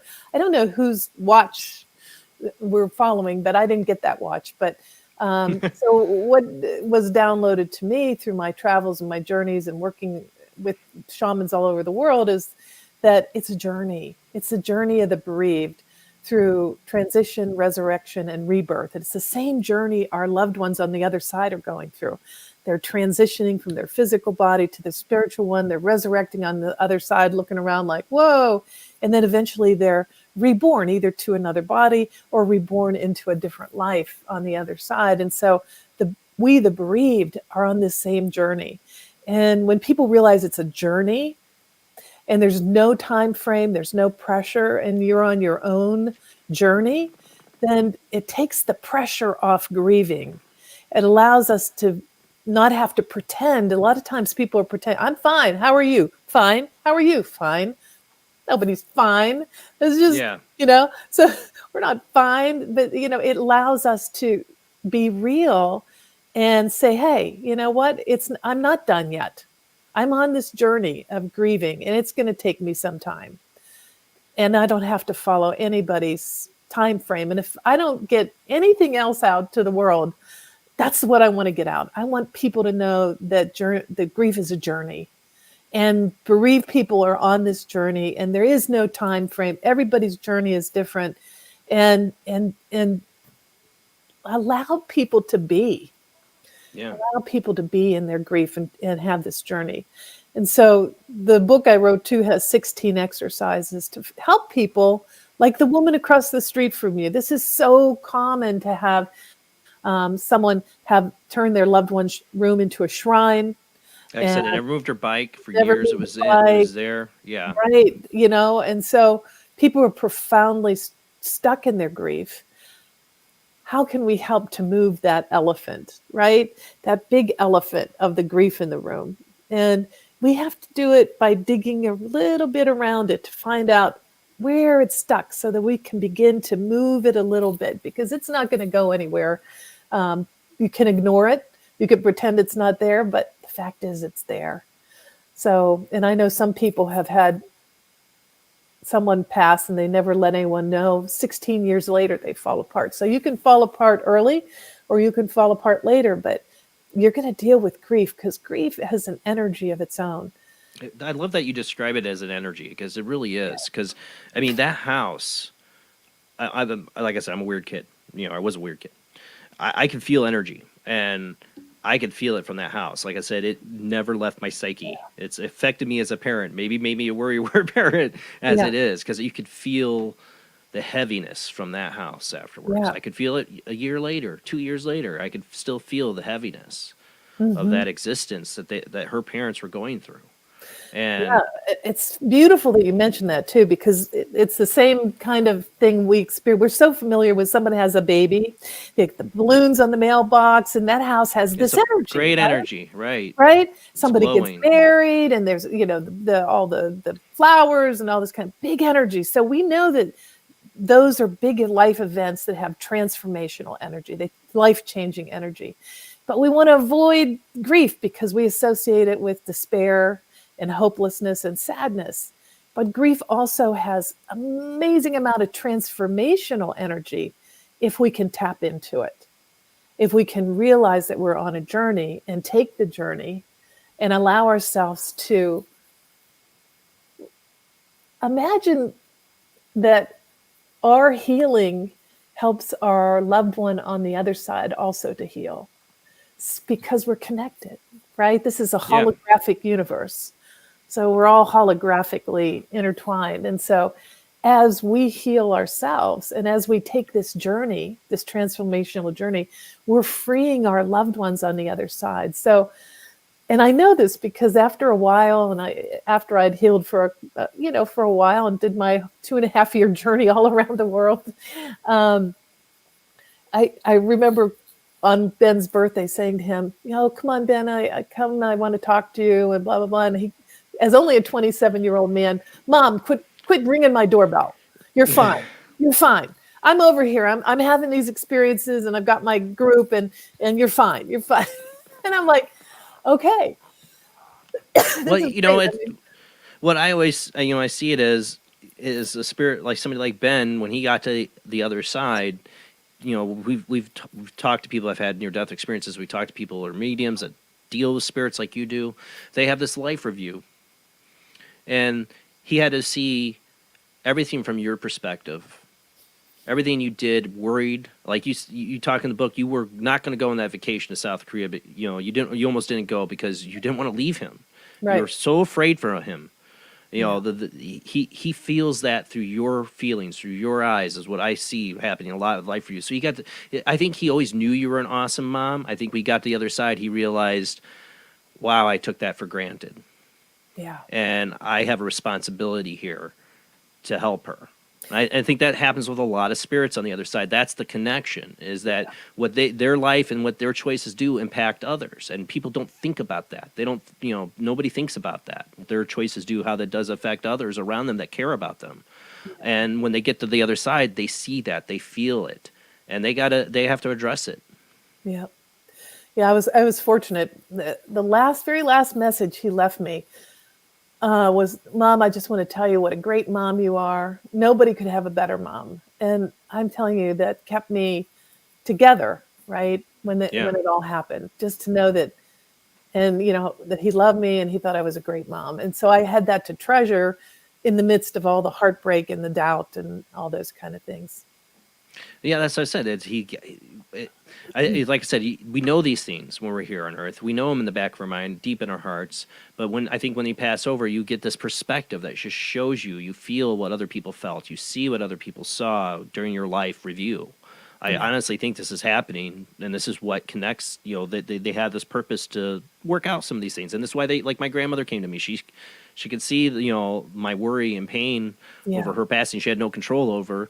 But, she wanted to make sure I knew she was all right. She wanted my mom to know that she was all right. That, that they feel they're not going to be able to totally move on until they can address what's left behind here on Earth a little bit with their loved ones. Because if you're thinking about them, I think they're aware of it. They feel that. Oh, for sure. Yeah, that's why I love so much doing death work as a shamanic practitioner, because so the people that have Alzheimer's or in comas, I can deal with their spirit. I contact their soul directly. So, and their soul has a whole different reality, is different from the confines of their brain, their physical brain. I believe that, and I hope that, like that my grandmother, when she was, on her last days, was detached from it in a sense that, that wasn't her. That's the last part of her body, but she's here. She's physically, she's conscious. She knows what's going on. Yeah, it's hard. It's like I said, it's the long, slow goodbye. It's you can either have it instant like you and have something tragic, or you can have long, slow goodbye. Either way, it doesn't matter. Either way, they're gone. Yeah, they're gone. It's very painful, and we're left. So my book is really for survivors. A lot of people write books about the death process and how to help the person who's dying, but my concern is survivors, the people that have been left behind, and how to help them to find their way and find their way to creating a new life out of the ashes of the old one. Jamie, Rob, there's something in the chat room. If you could take care of that, I can't. It's not letting me. If you could block that, I don't know what that is. Sorry. Like stupid people. Sorry. For some reason, it's not letting me get rid of them, but don't anybody click on if there's links in the chat room. I don't know what that is. Which chat room? Oh, wait, they're Twitch. Don't worry about it. Nobody's on Twitch. I can't even I just realized they're Twitch. Don't worry about Twitch. If anybody's watching on Twitch, I don't know what it is. Don't click on it. I'm so sorry to interrupt that. I can't get in there anymore. I was like, don't anybody click on that, but I realized it's Twitch. Yeah. So we're just saying hi. Okay. You've okay, yeah. You've touched a little bit on the topic of judgment, and I love this one. There's a beautiful saying by Ram Dass, and Ram Dass talks about how when we go into the forest and we see trees and we see one is bent and one is small and one is this way and one is the other way. And we don't judge it. We just look at the trees, right? And we see, okay, that's how they're trying to get to the light. But when we come to people, that judging mind comes in. Yes. He's to this, I'm to that, she's that, so the practice is to turn people into trees so that you can release the judging mind and free yourself, because sometimes what we're judging is ourself. Right. And you talk about that in your book about, the way you would try to put people off about bringing up your son, like, just the or way that we deal with others, just is like you put out a front, so nobody gets to behind the kernel of that front of what you are insecure about. I mean, everybody's doing it in certain ways in life. We're all insecure about certain things, and we put up defensive mechanisms, and that's what I'm trying to do in my life is, as a boss, as a parent, as a friend, is to learn how to go, not just to bite back at somebody that bites at you, just go, where's it coming from? You don't know what they're going through. You can't be them to know, people do these things for reasons. People put up fronts for reasons because they have their own issues, just like you do. Nobody's perfect. And I'm trying to open my eyes to that. I'm human. I judge people just like anybody else. It's also why I'm just totally sick of politics. That's nothing but a bunch of judgment and crap on both sides. I don't want any part of it. I don't know if it's what's real or what is it real anymore. Right. Who cares? I can't figure it out. It's gotten too complicated. Way too complicated, and and distracting us from what's really beautiful in life is this experience. And as sad as losing your child it isn't a beautiful. If you can look at it from the outside, it's a beautiful experience because you're connecting with him on the other side. Yes. You're talking to him on the other side. There's even, I don't want to give away too much of the book, but I as an audio person, I do EVPs, electronic voice phenomenon. I found it really fascinating. We're going to come up in about 5 minutes of commercial break, but you had a friend who lost somebody. Her father. Her father, and you heroin overdose. Heroin overdose. Like I said, I've lost family members to heroin overdoses. It's horrible. The opioid pandemic, and it's directly related to heroin. And fentanyl. Fentanyl is the killer. Fentanyl, yeah. But when you called and left her a message saying, me and Ben are going to help you, she got a message from Ben. She got a message from Ben. It's Ben. It's Ben. I'm going to help. I'm going to help. It's Ben. It's Ben. She could hear it on her voicemail. Yeah. Amazing. Yeah, I mean, I'm fascinated. We do experiments live on the show with electronics and spiritual manipulation of it. ICT. Where spirits can manipulate a program or device and put cross messages. We have people call in, and we have messages come through. I've had messages not come from the devices, just come right through the audio of the show for people. Somehow spirits are able to do incredible things on the other side, including leave actual voices on recorded devices, EVPs or manipulating devices. I thought that was incredible. Mm-hmm. Yeah, I mean, it's real. It's true. I mean, I wouldn't have believed it had this not happened to me, because I heard about these things before, but I thought, that's just all created by technology, so scam. Now I know it's true. It's real. It really does happen. There was no way to scam this. It was my cell phone, and I'm no technology person, so there was no way for me to make this happen. It happened. And I thought it's incredible too. It seems like young spirits, just from what I know from my medium friends and from everything I've read, they're powerful. When they die, when somebody dies young, like Ben, they do seem to come back with a purpose, like from the other side, helping people. Like he was helping your friend. I've seen so much evidence of this, and they're powerful too. They can do synchronistic and amazing things. Yeah. It just boggles the mind how they're able to do it, or what, like I said, if the world could just open up to this idea about karma and the spirit world, and how it would change us all. It would change everything, how we view everything, how we view others. It would make us be less judgmental. Yes, right, for sure. That's why I do this show. I'm trying to get this. I've done a lot of shows on this kind of topic this year. and a little bit towards the end of last year, because I'm trying to open the eyes of everybody to this existence. It's, we're not this crude matter that that everybody thinks we are, like Yoda would say in Star Wars. We are something much more. This life is something much more. Yeah. Then and the honesty of your book, you really get into like what your life is like before and after. That we're so caught up in the struggles of our everyday existence of pleasing our work, taking care of your children, doing all these things. We don't. It's hard for us to stop and smell the roses until life finds a way to make us. Yeah. And death is one of those ways. As sad as it is, when I done the tarot reading and I flop that death card down, I know it's not always, oh, you're going to die.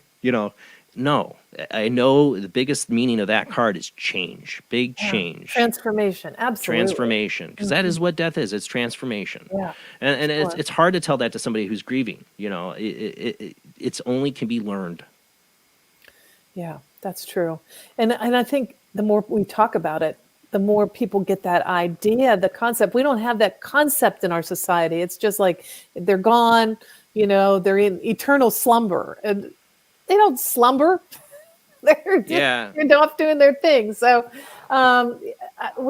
it makes it so heavy and so dark. So we don't have any lightness. I wanted to bring some lightness around grief, some hope, some transformation, some wisdom that people could tap into and say, hey, it's okay for me to actually transform, because there's some pressure in our society to be that grieving widow, that grieving mother, and never move on. There is some energy for that's the way it should be. And do I dare move on? Or am I going to be criticized and judged for creating a life? I also think a lot of it is deep within a lot of people. They feel if I let go of this grief or I try to move on from it, I'm betraying the person I'm grieving for. Exactly. And if you knew that they are watching on the other side, right, and cheering you on and wanting you to become a better version of yourself, to create a new life, by you're being stuck, you're actually hindering them on the other side from making their fullest journey. So if we knew that, if I have so many parents that have read this. If you sign into my website, KarenJohnson.net, you get 8 things spirits on the other side wish you knew. And one of them is that as we heal, they heal, and they're freed up to do things more on the other side. And so many parents have said, oh my gosh, I've been grieving for so long and holding on for so long because I don't want my loved one on the other side to feel I don't love them. Right. I think that's a huge part of it. Our sorrow is demonstrating the depth of our love, and they already know the depth of our love. And holding on and grieving and being stuck it's not what they want. It doesn't demonstrate anything to them. It just hinders us. It hinders them. Like I said, the concepts in your book would, these things are important. They would change the world and change a lot of things if people would look more deeply in this. We got to go to commercial break, and then we're going to open up the phone lines for everybody. You want to call in, join this discussion tonight. We're talking to Karen Johnson, author of Living Grieving, Using Energy Medicine to Alchemize Grief and Loss. When we come back, we will open up the phone lines. You can call in, ask your questions of Karen, or tell of your own experience of loss and grief, and maybe connection to the other side with a loved one. I love hearing, like I said, they're all treasures to me. When people tell me these stories, they were my favorite paranormal experiences for people to share. When we come back from the short commercial break.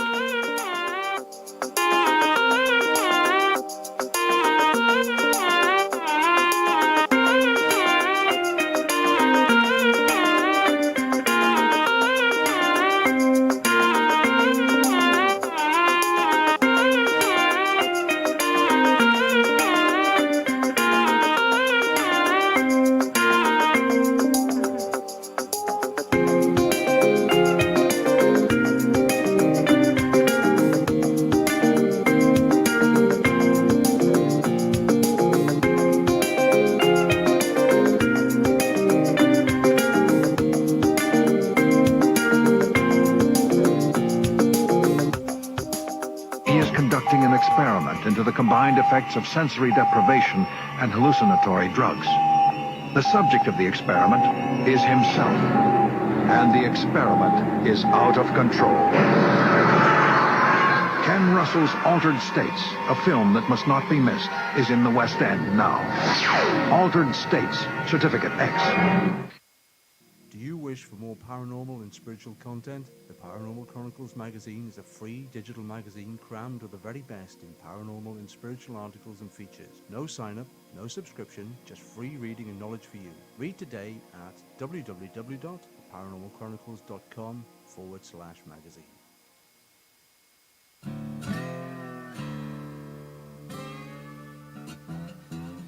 Oh, come on. I'm Southern, but...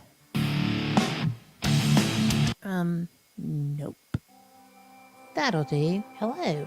I am Kat Hobson, host of Paranormal Experience here on WBHM Digital Broadcasting out of Birmingham, Alabama. I enjoy having guests from all areas of the paranormal, from ghosts to ufology to cryptids and beyond. You'll find some of the best researchers in their fields bringing you some great information. Join me on Wednesday nights from 8 to 10 p. Eastern here on WBHM Digital Broadcasting.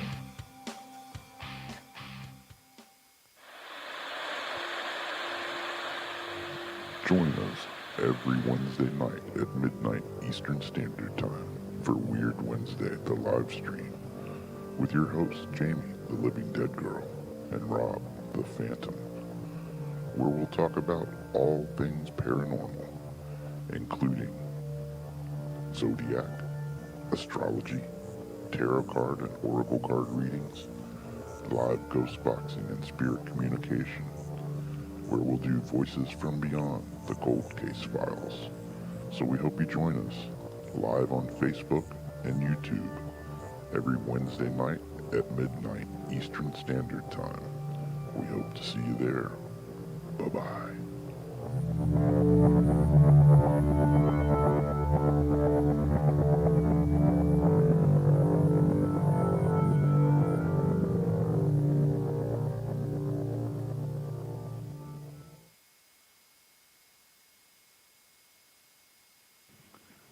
Paranation Magazine is a new paranormal magazine based out of Denver, Colorado. Our goal isn't just to give you the best paranormal content out there, but to promote paranormal unity. We're doing this by giving everyone an opportunity to tell their stories and to share their experiences. For more information, follow us on Facebook at Paranation Magazine and soon, paranationmag.com. I've Never Met a Dead Person I Didn't Like is the extraordinary travels of a young, alone, and broke psychic in the highly anticipated new book from internationally renowned psychic, medium, medical intuitive, and best-selling author Sherry Dillard. Critics have described I've Never Met a Dead Person I Didn't Like as an engrossing memoir, an empowering story of how a broken girl came to accept her psychic gift, a refreshing and fun read. I've Never Met a Dead Person I Didn't Like is available through Amazon, Kindle, Barnes & Noble, and wherever books are sold.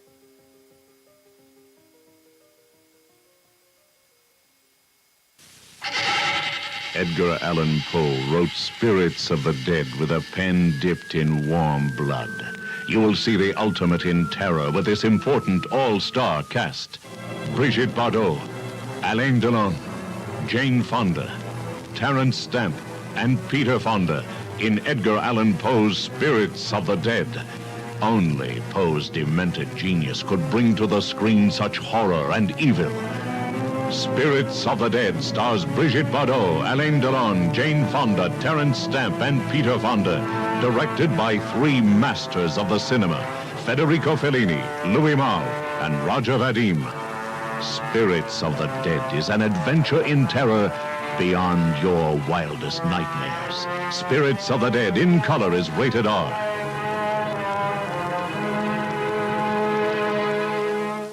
The answer to the ultimate question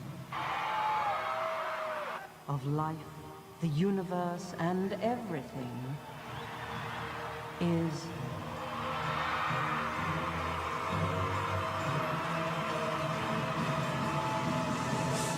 $42.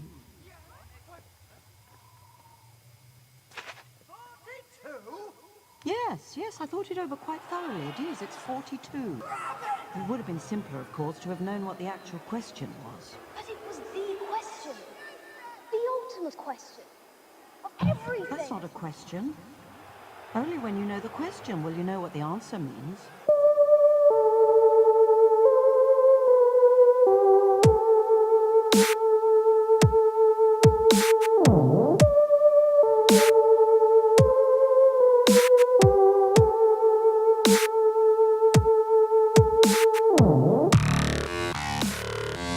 You're listening to Paranormal Soup, bringing you the weird every Sunday night. Call into the show and join the discussion. The call-in lines are 219-230-4444 or 260-225-9419. Or by Skype caller ID OOJBland00 or JBland Paranormal Soup. And now to your host, Jason Bland. Tonight's guest is Karen Johnson. She's the author of Living Grieving, Using Energy Medicine to Alchemize Grief and Loss. We're talking about her experiences. I mean, she was a federal judge, a Fulbright scholar. Her life was changed, as so many are, when she lost her son to a heroin overdose. And then he came to her from the other side, changing her life to on a spiritual journey across the world for 2.5 years. We're talking about that, her shamanism, what she does as a shaman. We're going to get into that tonight, but the phone lines are open. Well, actually, let me make sure they're open, because I say that and then they're not. They are now open. You can call into the show, join the discussion, tell us about your experiences. Has a loved one come across you after their passing? Like I said, each of your guys' stories and these experiences is a treasure to me. They're the most powerful of the paranormal stories I ever hear. I'd love for you to share them tonight, but let's go ahead and get back to our guest.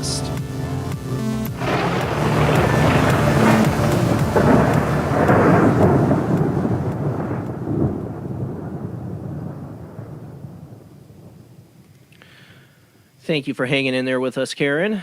Now, Yeah. I'd like to talk about, so you went out to I forget the name of the town.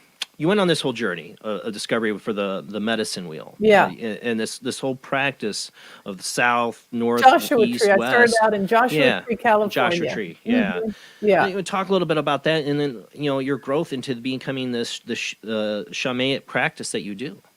Yeah. So I started out with an evolutionary astrologer telling me that my soul is moved from shame, blame, and guilt Uranus to Neptune, mystical path. And my soul's chosen the mystical path. And at that moment, when I'm getting this reading, I'm like, what is a mystic? I'm not even sure what you're talking about. Yeah. And he said, so another woman who had a reading like yours became a shaman. And I thought, a shaman? Are you kidding me? I thought they were, went away years, hundreds of years ago. I really just didn't know, right? It's stunned. My ignorance still astonishes me. But anyway, so I did what any normal left brain lawyer would do. I Googled it, and I Googled shamanism, right? And the Four Winds Society popped up. And the Four Winds Society is headed by or developed by Alberto Viodo. And he's written, I don't know, any number of books on shamanism, very well-known shaman. So I did butcher that name completely. It's hard. It's a tough one to pronounce for us Yankees up here. But so I called the office, and 3 weeks later, I found myself on a plane headed to Joshua Tree, California. And I'm thinking to myself, what are you doing? You don't belong here. These people are going to be nothing like you. You're going to have nothing in common. And then I thought, well, if I don't like it, I can just leave. I'll go to Palm Springs and go to a spa, then get a massage and a facial, call it a week, right? Because heck, I surely deserve it. That's what you told everybody at work, right? Yeah, you could tell people what you were doing. No. I'm doing off to the desert to Palm Springs and have a nice, massage and facial or something like that. So, and here I show up, and gosh, the beauty of all of it is that, we have so many masks that we all wear. Yeah. And so we all look at each other and go, I'll like this one, I'll like that one, I won't like this one, I won't like that one, they won't being like human. me, blah, blah, blah, all these kind of things. And after a week where we work together, we practice our healing modalities on each other, and they assign us by spirit lottery, so you don't get to choose. So you can't click up, you can't find your people. Right. Right. And so after a week, I realized, wow, just like me, everybody's hurting. Just like me, Everybody is wounded, just like me. Everybody has a life story. And it was so wonderfully opening to be able to see people in a different light. And it's lasted forever. Once I saw that and I saw into the depths of people and how similar we are and how wounded we are and how all these screens and things that we put up are really just to protect that's what we learned to do to protect ourselves so we could survive in this world. It was just, it's just really stayed with me. And it's beautiful. And so I started that week and then I was hooked. I mean, I just loved it. And so all the people that I thought, I wouldn't have anything in common with, I found all kinds of things in common with. Because you were judging them by just like, I remember in the book you're saying like one person was scowling at you, and like you're judging, like I don't want to sit next to that person, but they don't look like they like me, and they're all these things that we go through our head that really aren't true. That it's just a function of our egoic mind that's just making up something, to keep us safe, right? Okay, right. I'll go here, but I won't go there. I'll step to the right, but I won't step to the left, so our fear box, right? So we're just going to stay in our little box here and we're not going to expand. And then when you're forced to expand, wow, there's so much out there. And just real quick note out to the show. I see several people trying to call in. I'm having an issue. I saw Zach, you try to call in. His call keeps on failing. I see somebody else trying to call in and it just doesn't take the call. So I will look into that while we keep talking.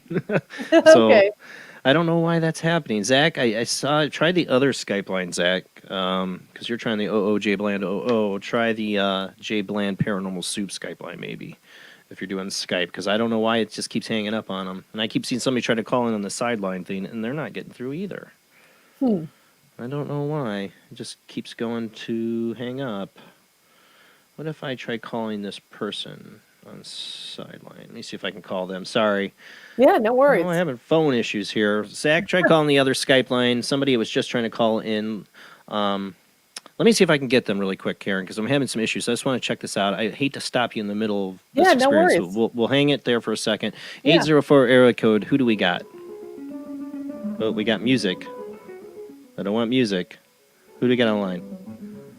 I think it just went to their voicemail. Okay, we'll hang up on that. Somebody was trying to call in. I tried calling them back. We'll keep trying. Zach, try the other Skype line. I don't know what's going on with the phone lines, technical issues. But so discovering this place and opening yourself up to these, basically a new ideas in life. You just started to train in these shamanic practices, this medicine wheel. Tell us, what is this? Yeah, so the medicine wheel has been around for, ages and ages, and it's a little different everywhere. So it's in South America, North America. Maybe the word shaman actually originated in Finland. So, there's shamans all over the world, Korean shamans, Chinese shamans everywhere that practice this concept of energy medicine where that's really being confirmed by quantum physics. So we now know that there is this collective kind of consciousness, that there is this great energy body that we can enter into that defies time and space. So we begin with shamanism. In the Andean mythology, we begin in the south direction because of the Southern Cross is where their stars, their astrological center was.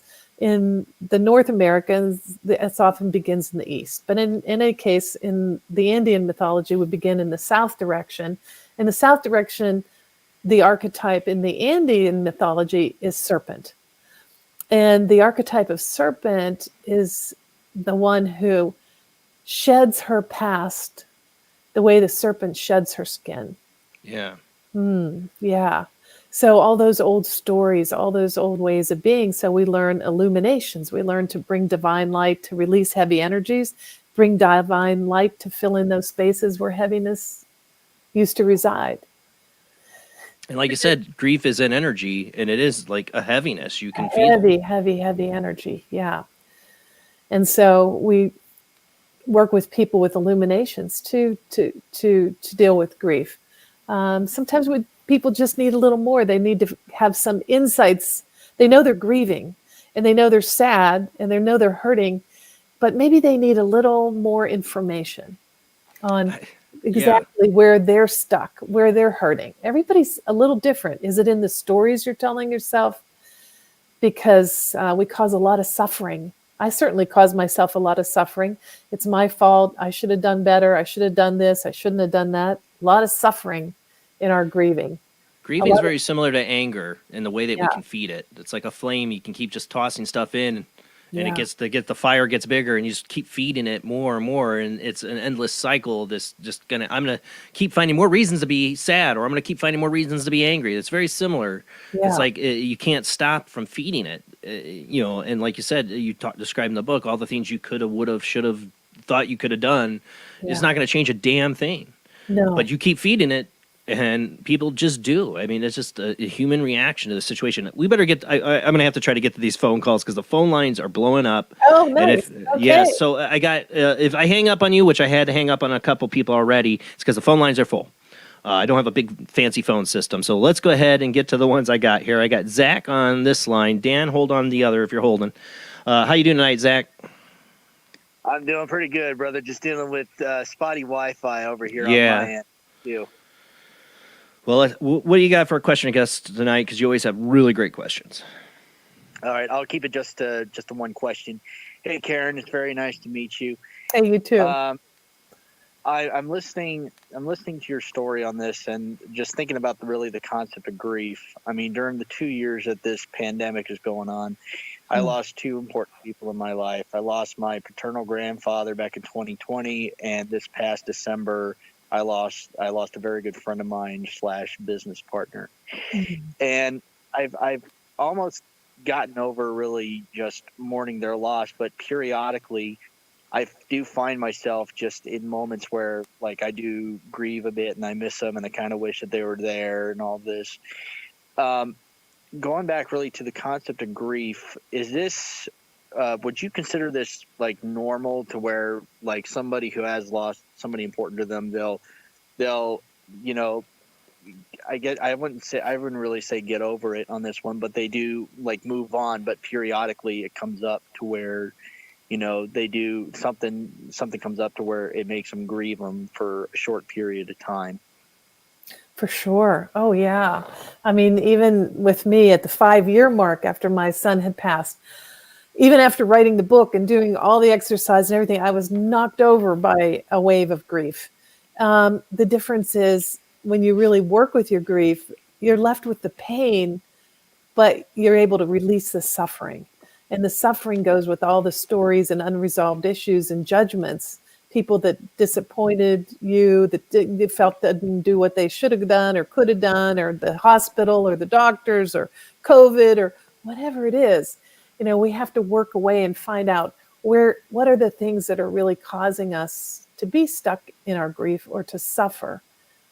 But the pain, you know, the pain is the price of loving somebody and caring. So yeah, you're going to have those periods, those ups and downs for sure. Yeah, there's somebody once told me it's not just the gone that we mourn, it's also the people that were left behind also that we do mourn for. Yeah. So Sure. so much for answering my question. I'm not a parent myself, and I can't imagine what it's like to lose a child, and I do greatly appreciate you taking the time to answer my question. Oh, thank you for calling in. Mm-hmm. Thank you, Zach. All right, everybody, have a good night. Yeah, you All too. right, let me get to Dan here, who's been waiting on the line. How you doing tonight, Dan? Good.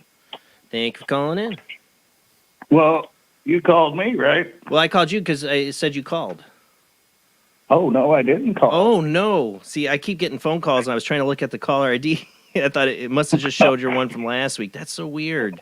It came up like you just called. Oh, really? Yeah. Have you been listening to the show? Or I just call you, interrupt you? I'm trying to catch up. I'm a little behind, but I'm working to catch up. All right. Well, I am so sorry, Dan. You don't have anything. It's all right. I thought you were, because I got somebody else that keeps trying to call in, and it's not picking up their line. And I thought it was you. So I called you by accident. Sorry, Dan. I'll let you go. Okay, man. I'll catch up. All right, later. All right, see ya. All right, I know Linda was trying to call in too.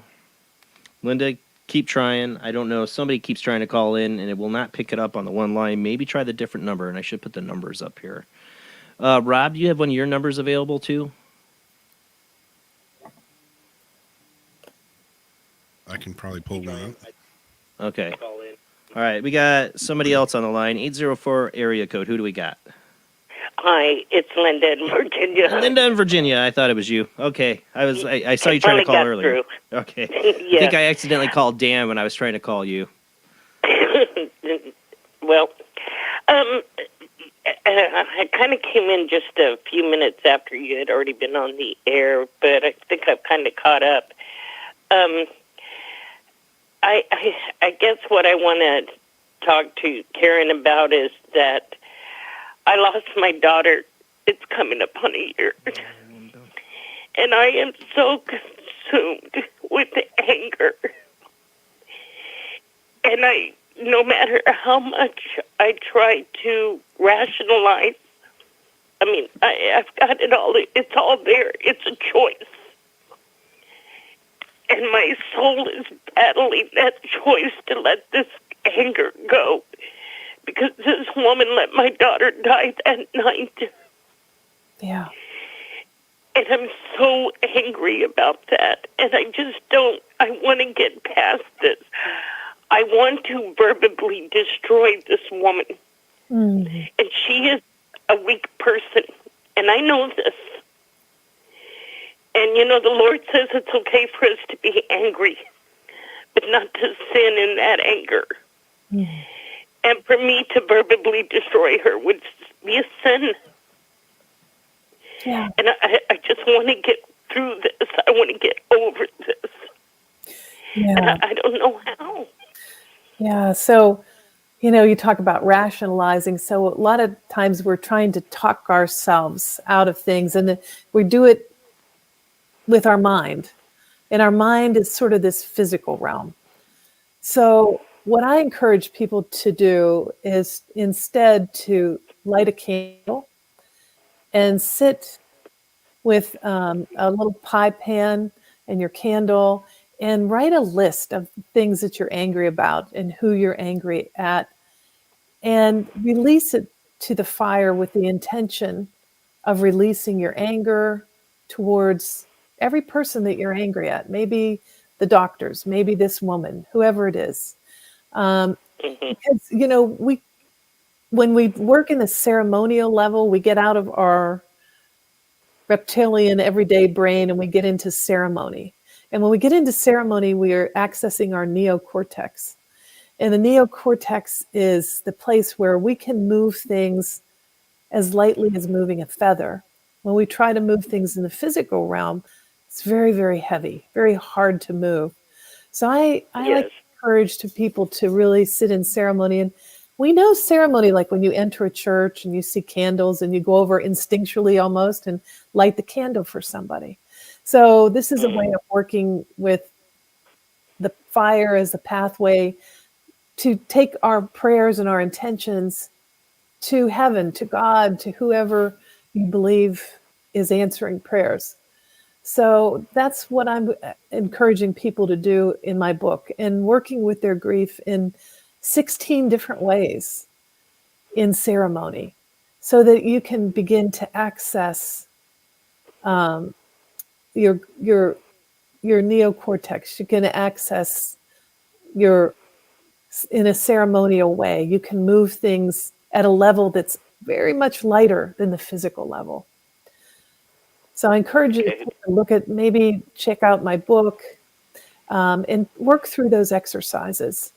And I think once you work through all the exercises, I think you're going to find, not that you don't have pain, because the pain will always be there, but the suffering and the anger and all the frustrations and mean thoughts and revenge thoughts tend to disappear a little bit, to reduce. Yeah, because I think that's, I hurt that she died. And yes, I understand she made a decision that night. She overdosed on fentanyl and cocaine. But the problem with this, the fire department was right across the street. They could have walked over there quicker than load the truck and get over there. Yeah. And the one thing that just burns in my mind is detective. I couldn't understand why they couldn't revive her if they were right across the street. Yeah. And the detective said that he had been under the impression she had already been gone for a while by the time they got there. Yeah. So, it's just a real hard thing to digest, and I don't get to say it was her time or she was meant to go, because was she really, Well, I had the same thing with my son, and he just died instantly. They gave him too much, and by the time the EMTs got there, they couldn't revive him. Even with Narcan, they didn't have the Narcan, and he wasn't revived. So I totally understand where you're at. And I had to come to that understanding that, he'd lived his life. He'd lived his life. He'd lived the life he was going to live. And so if you can think of your daughter in that way, that maybe she didn't have to suffer anymore. She didn't have to suffer with addiction and drugs and rehab and so many things. You didn't have to watch her slide further into addiction. So in some ways, that was better. Maybe, she lived her life. She lived the life. Right, exactly. Yeah. And I've thought about all of that. She was reincarnated. She, as a child, remembered her family that she came from. Yeah. And so I think that for me, I look at it more from the perception that, she's working through these issues she has. Yeah. Do you think that she would possibly be reincarnated again? She said she believed she had already had 3 lives prior to this one.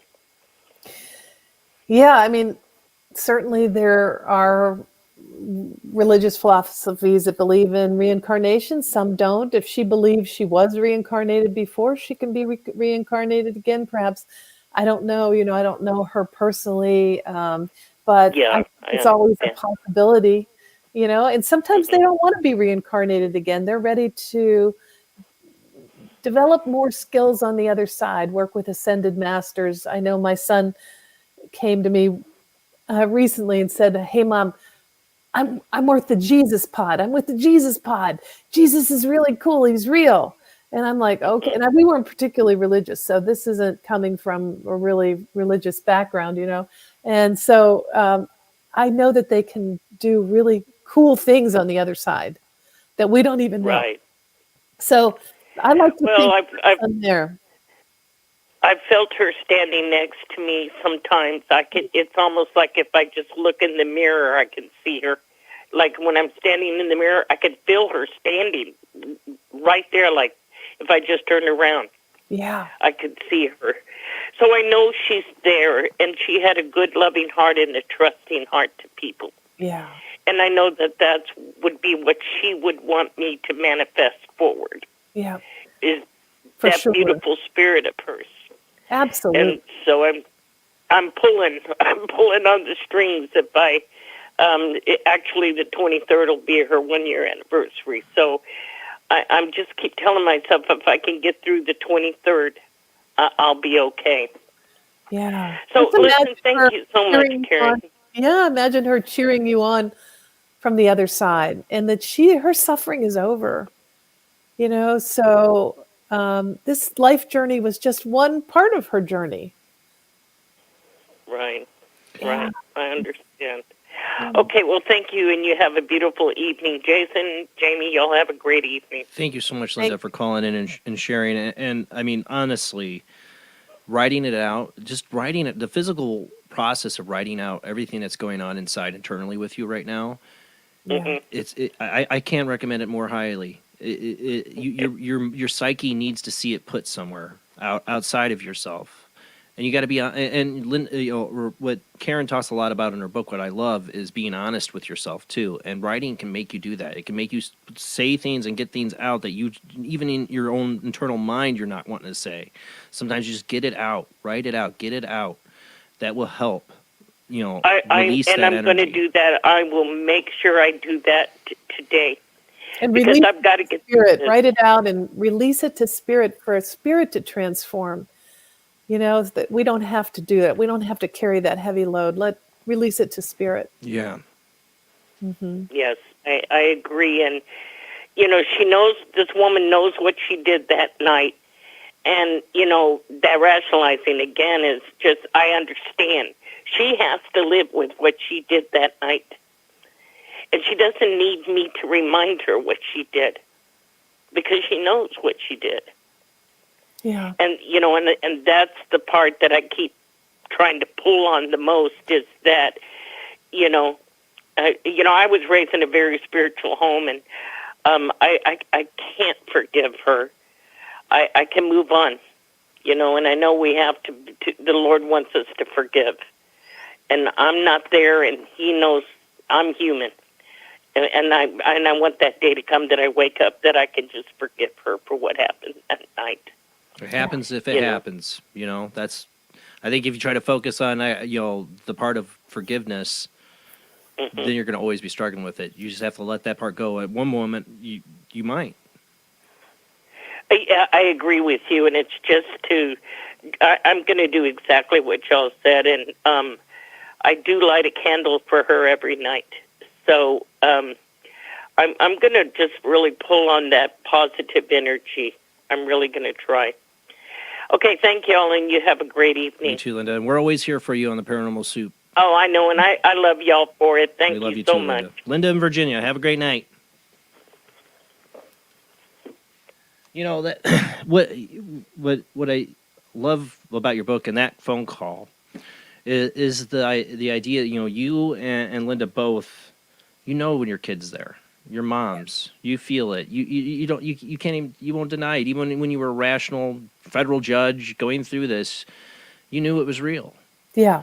And I want other people to know it's real because other people write it off like, oh, it's just my grieving mind or it's my imagination. And other people write it off for them and tell them it's just their imagination. It's just grief. And, like you said, it's mental. It's not. It is a real thing. There is a real world around us we don't see. Yeah. We're so blind to, but it's interacting with us every day in so many ways. And people, sadly, don't realize this until sometimes they go through something like you did or Linda has. Yeah.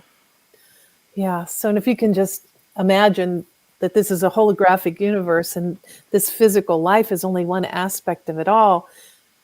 So there's so much life on the other side.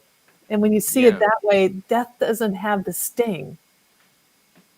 When you see it from a different perspective and you realize they're just across a threshold. And maybe what if they lived the life they were supposed to live? And what if they're not suffering anymore and they're happy on the other side? So maybe we can take some comfort in that too. It certainly comforted me. And it's the idea, like I said, the Eastern philosophies really accept the idea of the karmic circle, basically, or the people have to basically deal with. It's not just their past life things they did wrong or anything like that, but there's lessons they have to go through. And for your son, for Linda's daughter, that short life they lived was a lesson plan they chose. Yeah. That's a hard I understand why that's a hard concept for people to believe.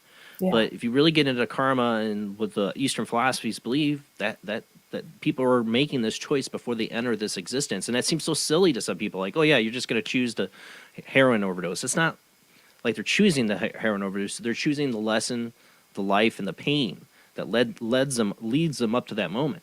Yeah. Yeah.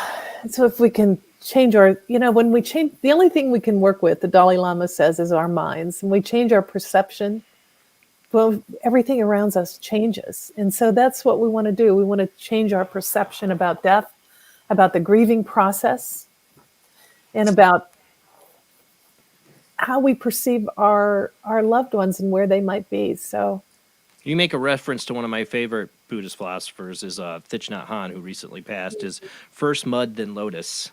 Yeah, no mud, no lotus. Yeah. No mud, no lotus. That's it. The no mud, no lotus. Yeah. And, pieces every step is a quote of his I always comment on this show, but Yeah. he was, such a wise. I mean, yes, of course, he was a Vietnamese Buddhist monk with a lot of wisdom. But I've read a lot of Buddhist books, and Thich Nhat Hanh really just was simple as 2-word, 3-word, 4-word sentences could give you the most philosophy than any book could. Yeah, for sure. Yeah, so think about that. Out of that really swampy swamp, the swampiest, ugliest looking swamp, and then out of it comes this lotus. So even out of our grief, the really nasty, horrible grief, can come the lotus if we're open to it. Yeah, it's the thing. Everything, I believe, everything has a purpose, and that's another hard concept when it comes to death for people. It's like, how can a young person's death, have any kind of purpose? There is a purpose there. Yeah. There is, you both are on your journey growing. I've always been it took me years to realize this, but a lot of my favorite movies always have to do with death in the afterlife. And it took you doing this show to realize, well, yeah, you've had a fascination with this topic forever. And maybe it's because of my weird childhood and the things I saw. But let's see, Defending Your Life. One of my top favorite. You asked me my favorite movies, Defending Your Life. I love that movie. What Dreams May Come. Beetlejuice. Yeah. Like all these movies, I realized, wait a second, all these movies have to do with death and the afterlife. Yeah. But they happen to be some of my favorite movies. And because I've been fascinated by this idea that there's this reality we're not accepting. We're not connecting to this other aspect of life, of karma on the other side, what's going on in the spiritual world that connects to as above, so below. You mentioned a number of times in your book. I'm a big believer in that there's this whole aspect of our reality and perception. It could so be changed. The world could be so much better if we could realize what's truly going on with this experience we call life. Yeah, and I think both of us are so inquisitive. We're curious. And in this physical realm, we can go around the corner and we can see what's in this room and that room. And so on the other side, like this great curiosity, I want to see through the veil. I want to see, and we've been kind of trained out of it. We've been told not to rely on our intuition, to rely on logic. And so we kind of have been enculturated out of our intuition and out of our seeing. So, with there's so many experiments, remote viewing experiments, all sorts of experiments. So there's so much more than we've been led to believe about our senses. We've been led to believe that they're very limited, when actually they're very expansive. And sometimes it just takes something really big like death or illness for us to have that idea, to really begin to tune into other things. So my little dog here is going to come say hi. Oh, we either have dogs or cats that come say hi. Usually it's a cat butt in the camera, but I'll take a dog. Oh, he is a cutie. He is a cutie. That's another grief or loss we've talked about in the show. Is pets too. I mean, that's just enough. I mean, person who's lost child can't compare to losing a pet, but a pet is a child of a lot of people. Yeah, for and sure. We lost during the whole COVID lockdown both of our dogs within a month of each other, and they lived old long lives. But when you look at I have a weird experience of life. I know it's different than most people's, but I dreamt of my first dog that passed away, Bella. I dreamt of her passing a year before, and I was like, why is it outside? Why did I dream of her being put down outside the vet house? And why are my kids there? I would never bring my kids at all. Well, I didn't know there was going to be COVID and lockdowns, but it was exactly that scene I saw when she passed away. What was the purpose of that? I don't know. Except for just to give it even more of a deeper meaning or spiritual, because it was a beautiful. I couldn't ask for a more peaceful, beautiful passing for my Bella. But it was even more deep that I had seen it all before it happened. Right. Well, premonitions sometimes are there to prepare us, so we don't experience such a big shock. So we have a little preparatory time. So, and then the other premonition I had of my Asia passing actually was different, because I actually made a decision to do things differently with her and make sure she did get put down, because I had a horrible nightmare of her passing in the middle of the night from her tumor she had on her stomach exploding, and it was horrible. I made sure I took her in, and we actually got her. They were like, yeah, it's going to explode any time now. I'm like, yeah, I know. because I had that nightmare, and I put her down, and then that's hard, making that decision. It's a totally different situation when you're a pet owner, when you have to make a decision when you're gonna let go of your animal. I've watched my mom. She's lost a dog recently. I think it's a couple years, but I mean, I watched her go through it with every animal she's lost. It hurts. It hurts really hard. I mean, grieving and loss and life. I feel like the world could be so much different. We set ourselves up for this grieving if we accepted more of the spiritual realm. If we accepted more of the idea that life is eternal. Goes on. We Life go goes on. on. Yeah. Yeah. Life goes on. Yeah. I mean, it would change the world if we could accept the idea that there is a life after death, not in some orthodox religious way, Yeah. And I feel like that's my purpose in life, doing this show. I mean, I get into aliens and Bigfoot and all the other weirdness, but one of the things I really, really, really wish, I hope I influence the world or whatever in the small audience I have is making people realize, like I said, the Yoda quote, you're more than just this crude matter, that there is an existence beyond this. I've seen enough evidence to prove it to me. I don't know what exactly it is. I don't have the answers to the universe, up maybe 42. But I know there's a light at the end of the tunnel. I know there's an afterlife. I've seen that proof, and I feel sorry for the people who don't see that don't know that, and they're suffering because of it. Yeah. It's such a gift. I mean, I feel like that was the biggest gift that Ben could give me, is to show me that there really is an afterlife and an afterworld. And gosh, it gives me so much comfort. And it, most of us, many of us, I certainly was lost in fear of death, and we don't want to deal with it. We don't want to think it can't happen to me. I'm not going to deal with that now. I'm not going to take care of things. I'm not going to take care of my body. I'm not going to do these things, when really death could happen any moment. And we just, another favorite show of mine is Dead Like Me. They canceled it after one season, those jerks, because that's how TV producers are. Yeah, but the girl gets killed by a toilet seat from space, from a space station. Literally, a young girl just dies, and she's the main character. And it's a great show. They only had one season, rat bastards. But everybody that dies in that show dies in like some horrible freak accident way, and she's like a reaper. But I think what the producers or writers of that show were trying to get across is your time, you never know when it's going to end. No, Enjoy the moment you have now. Live. I mean, what does Buddhism try to teach us every day? Is to live in the present, live in the now, right now. Feel this now, where you're at. Meditations are all trying to get you to live in the now. Stop worrying about the future. Stop dwelling on the past. Live in the now. And as humans, as a human myself, I sometimes feel I'm an alien, but as a human myself in this experience, that's really hard to do, because I'm a big worrywart and I think about the future all the time. And I try to bring myself back to the present. Now, as a shaman, I feel the most important thing for a shaman is they call him the walker between worlds. That you're trying to bring us these two worlds together, people to experience that. In your practices, what are you doing to like you have like the soul, what do you call it, the soul retrievals? Soul retrieval. Let's talk a little bit about that. Yeah. So the interesting concept with soul retrievals is that when something bad happens to us, some trauma, whatever, the healed part flees. And in the Indian mythology, it flees to the underworld, the realm of Waskar Inca, Lord of Death, Lord of Life. Yeah. And that's where our soul parts are kept safe. So think of us walking around. It's amazing we can even walk around. It's like we have Swiss holes. We're like Swiss cheese in our fields, because so many of our parts have fled.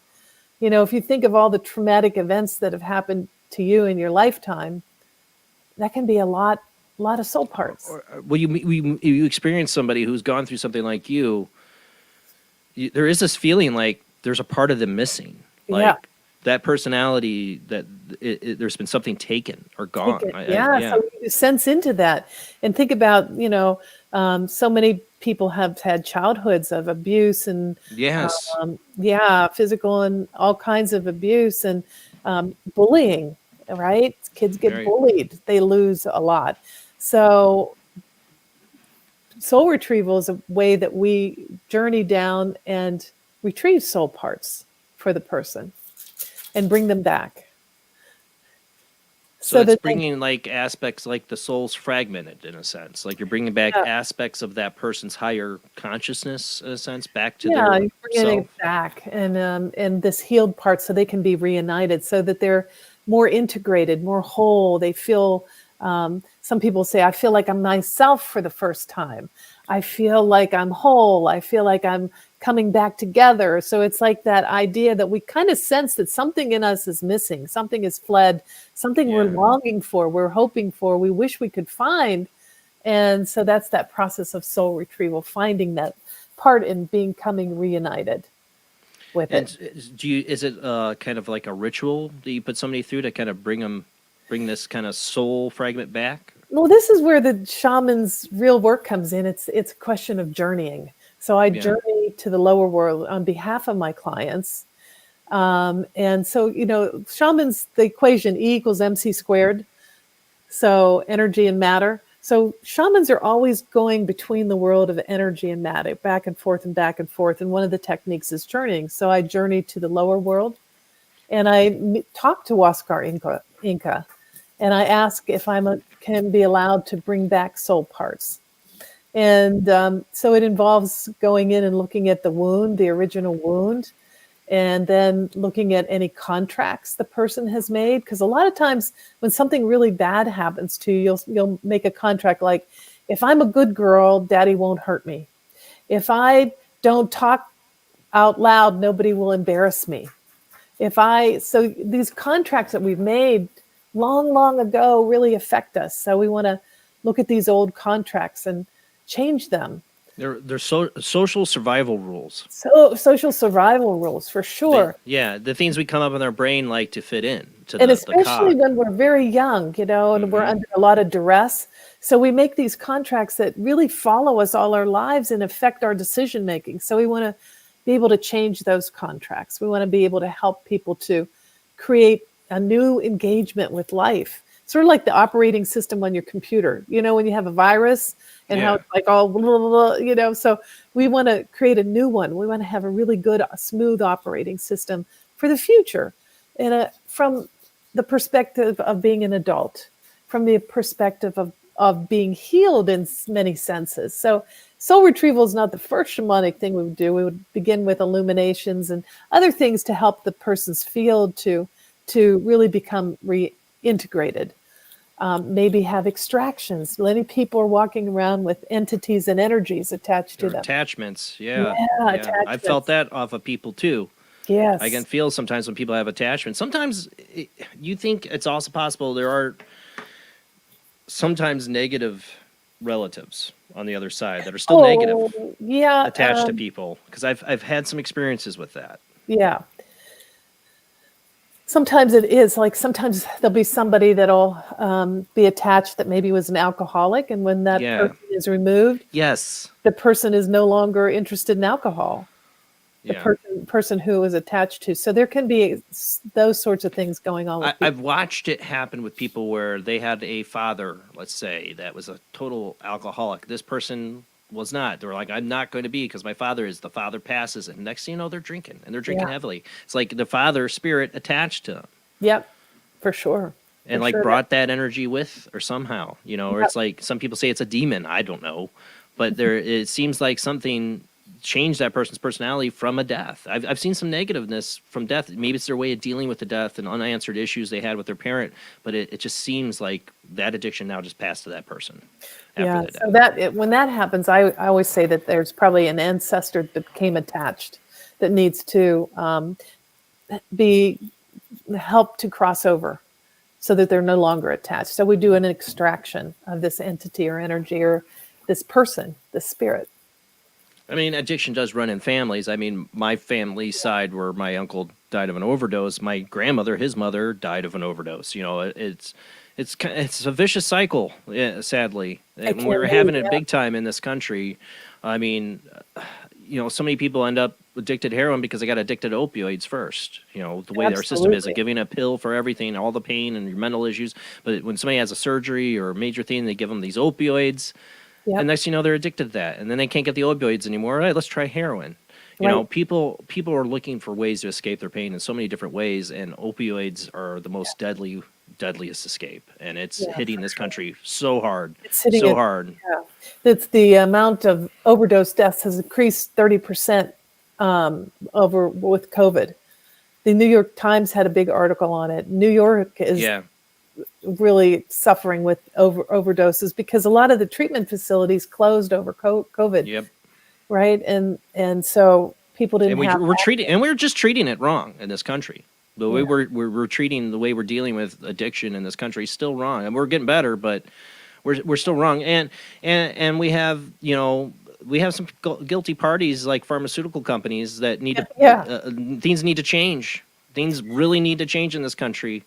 I mean, I know we get into the paranormal and the spiritual and that stuff, but I can't help when you talk to a mother who's lost somebody to heroin overdose, that this is a part of the opioid crisis in this country. Oh, absolutely. Pfizer, Yeah. paying really big fines for their part in it. So, yeah, But you don't think they won't do it again? They will, for the money.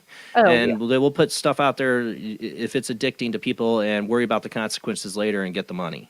Yeah. And we have to change the way we treat addicts. We have to change the way we treat people that are going through. There are people. They are people who are suffering and in pain, and they're looking for an answer, and they find it in the wrong thing, and they're human. That's what people do.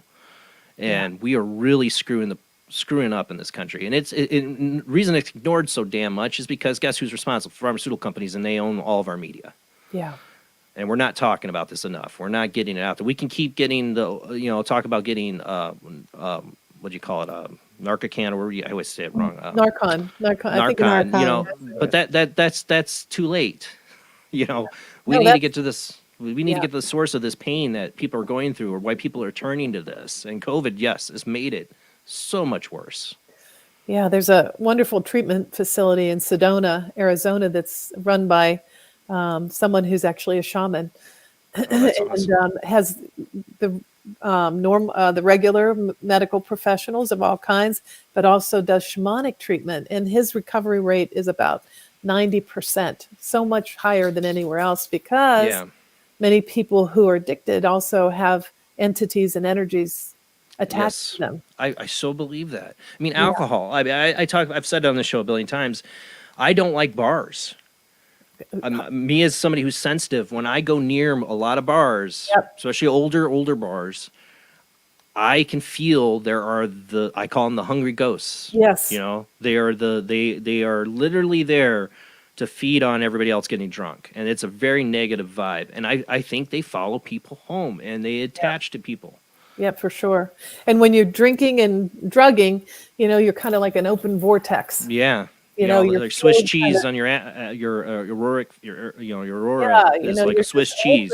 You're open to whatever wants to come in. So When I was really young, really young, I feel like I was really young. I was 20. I read Don Juan's. Don Juan. You remember that? Carlos Castaneda. Yeah. That was my real first introduction to kind of like a shamanic journey. And of course, he takes them out in the desert and gives them a bunch of mushrooms to start it out. But that was just to open his eyes, in a way to nuclear bomb his experience of being an anthropologist and to open his eyes to this other reality. After that, there's no more drugs. They're doing all these other things that have nothing to do with drugs. But I was always just I read Don Juan I don't know how many times, just fascinated by that journey into the mystical that he goes in that book. As a shaman, are you taking people? I'm not saying you're taking people out the desert and giving them a bunch of mushrooms, but are your journey is to bring people into this awareness. Besides soul retrieval, what are the things you do to kind of bring people aware of this spiritual existence around them, to open their eyes to it? Gosh, we can take people on so many fantastic journeys. Like sometimes I take people to journey to 3 past lives. So you recover a life. That's eye-opening. Yeah, a lifetime where you suffered the most, where the lifetime where you had power and you abused it, and the lifetime when you had power and you used it wisely. So the first one, you had no power and you suffered. So we all carry with us these old past lifetimes, and they're kind of heavy. So we act as our own angel to be there at the time of death of these previous lifetimes and allow them to go to the light. So they're no longer carrying in our DNA and our very structure in our luminous energy field. See, I think I've had Chris Lee on as past life regressionist. He eliminates a lot of people's physical ailments by showing them, taking them on that journey through their past lives. I've had that experience. It helped a little bit with some of my problems, but not all. He's like, we got to do more work. Do more. But I felt gifted spiritually inside with who I am and being, I guess, accepting who I am I was gifted. I feel like spirit gifted me this, of seeing 2 of my past lives in 2 very vivid visual dreams. And when I looked at those deeply, at what I saw, and they were like scars in my mind, they were so vivid, so real to me. Yeah. Explained the being of how I am and who I am. Explained why I've been wired the way I am. I mean, to the T. One, I was a little black girl who was beaten to death by her slave master / father in front of her mother.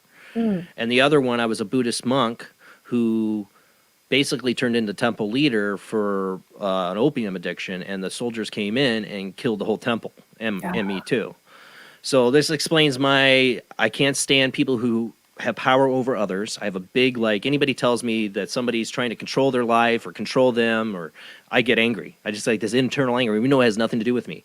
I've always been against dogmatic religions and organized religion in itself, but I'm a spiritual person. All these things, I felt these 2 very vivid dreams gave me gift insight to why I've been wired the way I am ever, since I can remember. Yeah, so important. So, and sometimes even with past lives, you might even I find sometimes scanning somebody's field, I might find a knife or a dagger or a rope around their neck, and take these energetic remnants of the past out of their physical being. And suddenly they feel like they can breathe better, they can move better, their life is just better.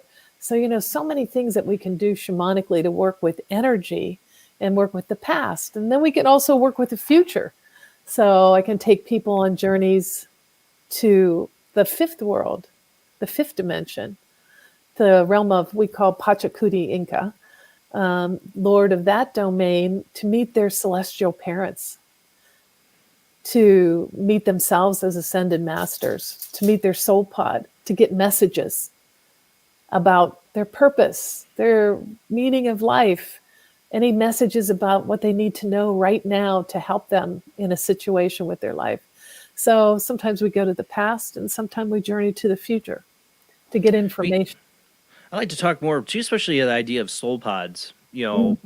People, like I said, another thing people don't think about is why people are brought into your lives for reasons. And the connections we have to others. Some people we take these things for granted. We don't understand the mechanisms behind it all.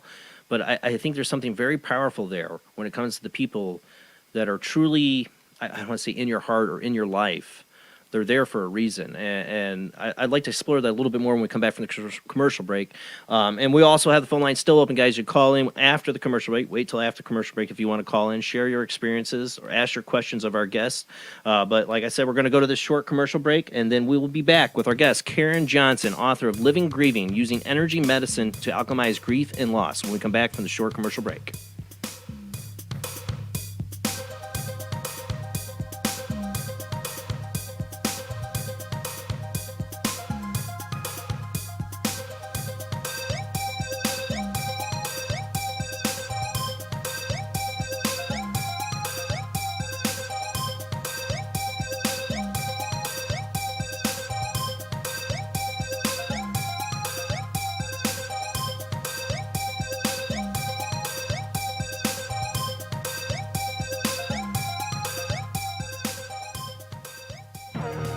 Intercepted the transmission of unknown origin. Transmission? Out here? SOS. Human. Unknown. Alien. Certificate X. Exclusive engagement at the Odeon Leicester Square. Now. Any systematized transmission indicating a possible intelligent origin must be investigated. I don't want to hear it. In space, no one can hear you scream.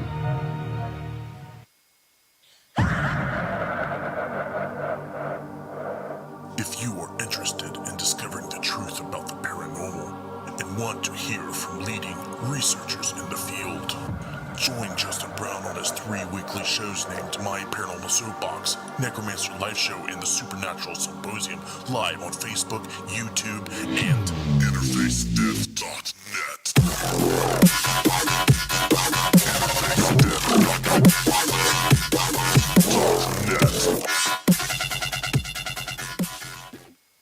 This is an APAC studio presentation. Hi, I'm Barry, owner-operator of Barry's Barometer Barn. Lately, I bet you've been lying awake at night asking yourself, how many barometers do I really need? Well, at Barry's Barometer Barn, we think you need more than one. Otherwise, we're gonna go out of business. Remember, at Barry's Barometer Barn, we don't know the meaning of high-pressure sales. Come on, folks, buy another barometer. I'm trying to put my kids through college, I've got a family to support, and a secret mistress who isn't cheap. Visit Barry's Barometer Barn, 000 Storm Drive.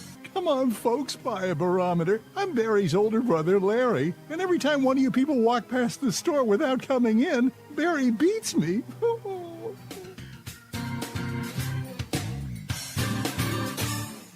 This has been a presentation from Tim Morgan's APAC Studio. For more almost professional amateur comic studio content, visit the APAC YouTube channel. Search APAC 2002. That's APAC 2002 on YouTube. When Alex Gardner is asleep, he has an extraordinary gift. The government wants it, the scientists want it, but to keep it may cost him his life. It might be better if Alex didn't sleep at all, but he cannot resist entering the dreamscape. Can you? See Dreamscape in the West End and all over London now. Certificate 15. It takes an extraordinary adventurer to enter the dreamscape. Are you intrigued by Paranormal Talk Radio? You'll love the new Paranormal Radio app from Talkstream Live. You'll find a great selection of talk shows covering UFOs, ghosts, strange phenomena, and much more. Download the Paranormal Radio app now and start listening to the very best in paranormal talk entertainment, including the network you're listening to right now, the Paranormal Radio app, free in Google Play and the iOS App Store. Join us every Wednesday night at midnight Eastern Standard Time for Weird Wednesday, the live stream, with your hosts Jamie, the Living Dead Girl, and Rob, the Phantom, where we'll talk about all things paranormal, including zodiac, astrology, tarot card and oracle card readings, live ghost boxing and spirit communication, where we'll do Voices from Beyond, the Cold Case Files. So we hope you join us live on Facebook and YouTube every Wednesday night at midnight Eastern Standard Time. We hope to see you there. Bye-bye.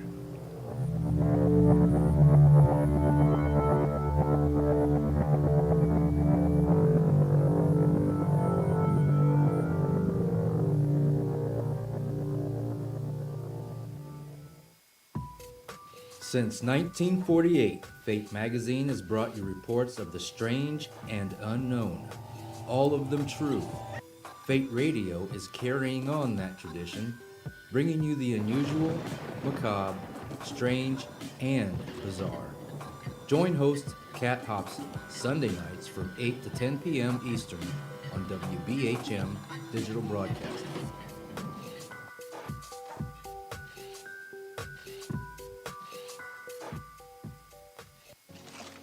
Heat 'em up. Do, re, Egon.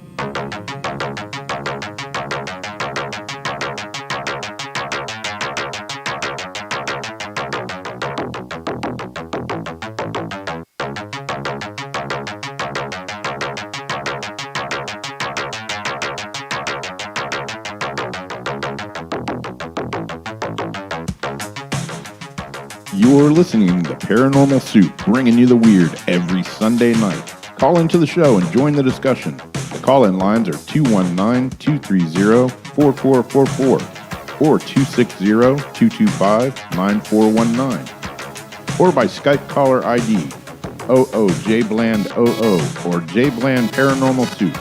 And now to your host, Jason Bland. Tonight's guest has been Karen Johnson. She's the author of Living Grieving, Using Energy Medicine to Alchemize Grief and Loss. We've had some wonderful phone calls into the show tonight from Zach, Linda, Dan I accidentally called. But you can call into the show tonight if you have a question. I'd love to hear about your experiences. Have you lost a loved one? Have they come to you from the other side to let you know they are all right? To let you know that there's more to this world than the physical life. We think there's just it, and then it's over, and we're just worm food. There's a lot more to this life. That's what I do this show, to try to open your eyes to that experience. I know many of you here you have your eyes open to that experience, but maybe I reach somebody new every time I do a show like this. Make them think about those little things that happen around them, that it's not just some coincidence, that Spirit is trying to reach out to you, to teach you things, show you things in your dreams, in your everyday life, coincidences, synchronicities, and the people around you. I believe we've lived many lives, and the people around you have probably been in all those lives with you. And there's a scene called the soul group. I've always been interested in that concept. We're going through these stories, living out our own stories, but they're all interconnected with a group of souls to learn from each other. Always interested in that aspect. What are your thoughts? Call into the show tonight. Join the discussion. We only got a little less than a half hour left, but let's go ahead and get back to our guests.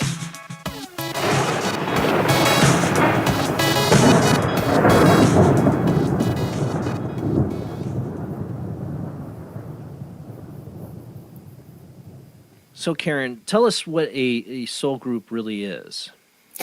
Yeah, so in my experience, soul pods, I call them soul pods, but soul group. Soul pod. They're a group of soul group might sound like a band, so soul pod probably better. Sounds like a name of a good band. Yeah. But it's souls that have come together many times in many different lifetimes and many different combinations. Sometimes someone might have been your father, and next time they might have been your brother or sister or friend or something like that. But they play different roles, and the roles of playing are to advance each soul on their karmic journey so that they are learning and growing in each lifetime. And it's unconditional love and acceptance from the celestial parents and from the soul pod, because they know what the point is. They know that the point is this karmic evolution. And so they can be supportive of each other, even when maybe they didn't do exactly what they, or accomplish exactly what they wanted to accomplish in that lifetime. They all know what they're trying to achieve.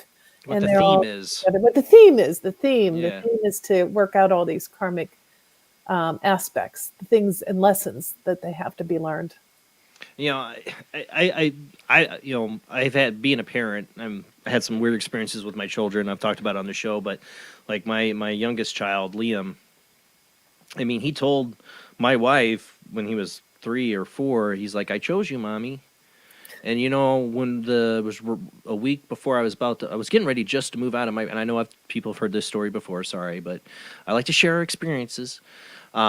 I was getting ready to move out of my parents' house to move into our first apartment together with my wife. You know, we had to wait till we get married, and we're getting ready to get married, and I'm sitting in my parents' living room, home alone. And the house is not haunted. And I see this 10-year-old looking, maybe 9, 10-year-old looking boy, and my son's 6 now, but translucent, come walking in the middle of daylight. This is not nighttime, this is daytime, walking through my parents' living room, and it's about 5 feet from me, and just smiling at me, staring at me. I'm not hallucinating. I'm not on any drugs. I'm just staring there, sitting in them, but I wasn't scared. All I felt was just this tremendous love. The only time I could really experience or felt that was when I was saved from a shadow entity by God or spirit, that I felt that kind of love. That just, I knew nothing to be scared of. It was just tremendous love. Well, that smile, I knew the moment my youngest son was born and they held him up, and I have a picture of it, to my wife, he smiled, brand new baby, smiled at me, and I knew it was him. I knew right there, that child I saw in my living room was him. Yeah. And I'll admit, my worrywart mind makes a lot out of it. Like, does that mean, like, like, what does it mean that I saw him before he was born? And, am I going to have, my biggest fear is my father left when I was young. And my biggest commitment to being a parent is that I will always be there for my children. And I worry. That's my biggest worry, is not being there for them, because, like you said, we make our own stories. We make up our own, I guess, dilemma, in a sense, is I don't want to be my father. I guess that's a fragment of me out there. It's resentful, I guess, of him and what his choice to not be a part of my life. That I have to be a part of my kid's life. I will always be there for him. And to see that you're chosen, to know that it's more than just that, you're chosen as a parent. That it's not just some random life form given to you. That there's a choice and there's this commitment. There's a part in your book you talk about where you kind of like think about this idea of you and Ben before coming into this lives, like, okay, I'm going to learn this and you're going to learn that, and like how silly it all seems, but there's so much truth to it. I call it the crazy karmic tea party.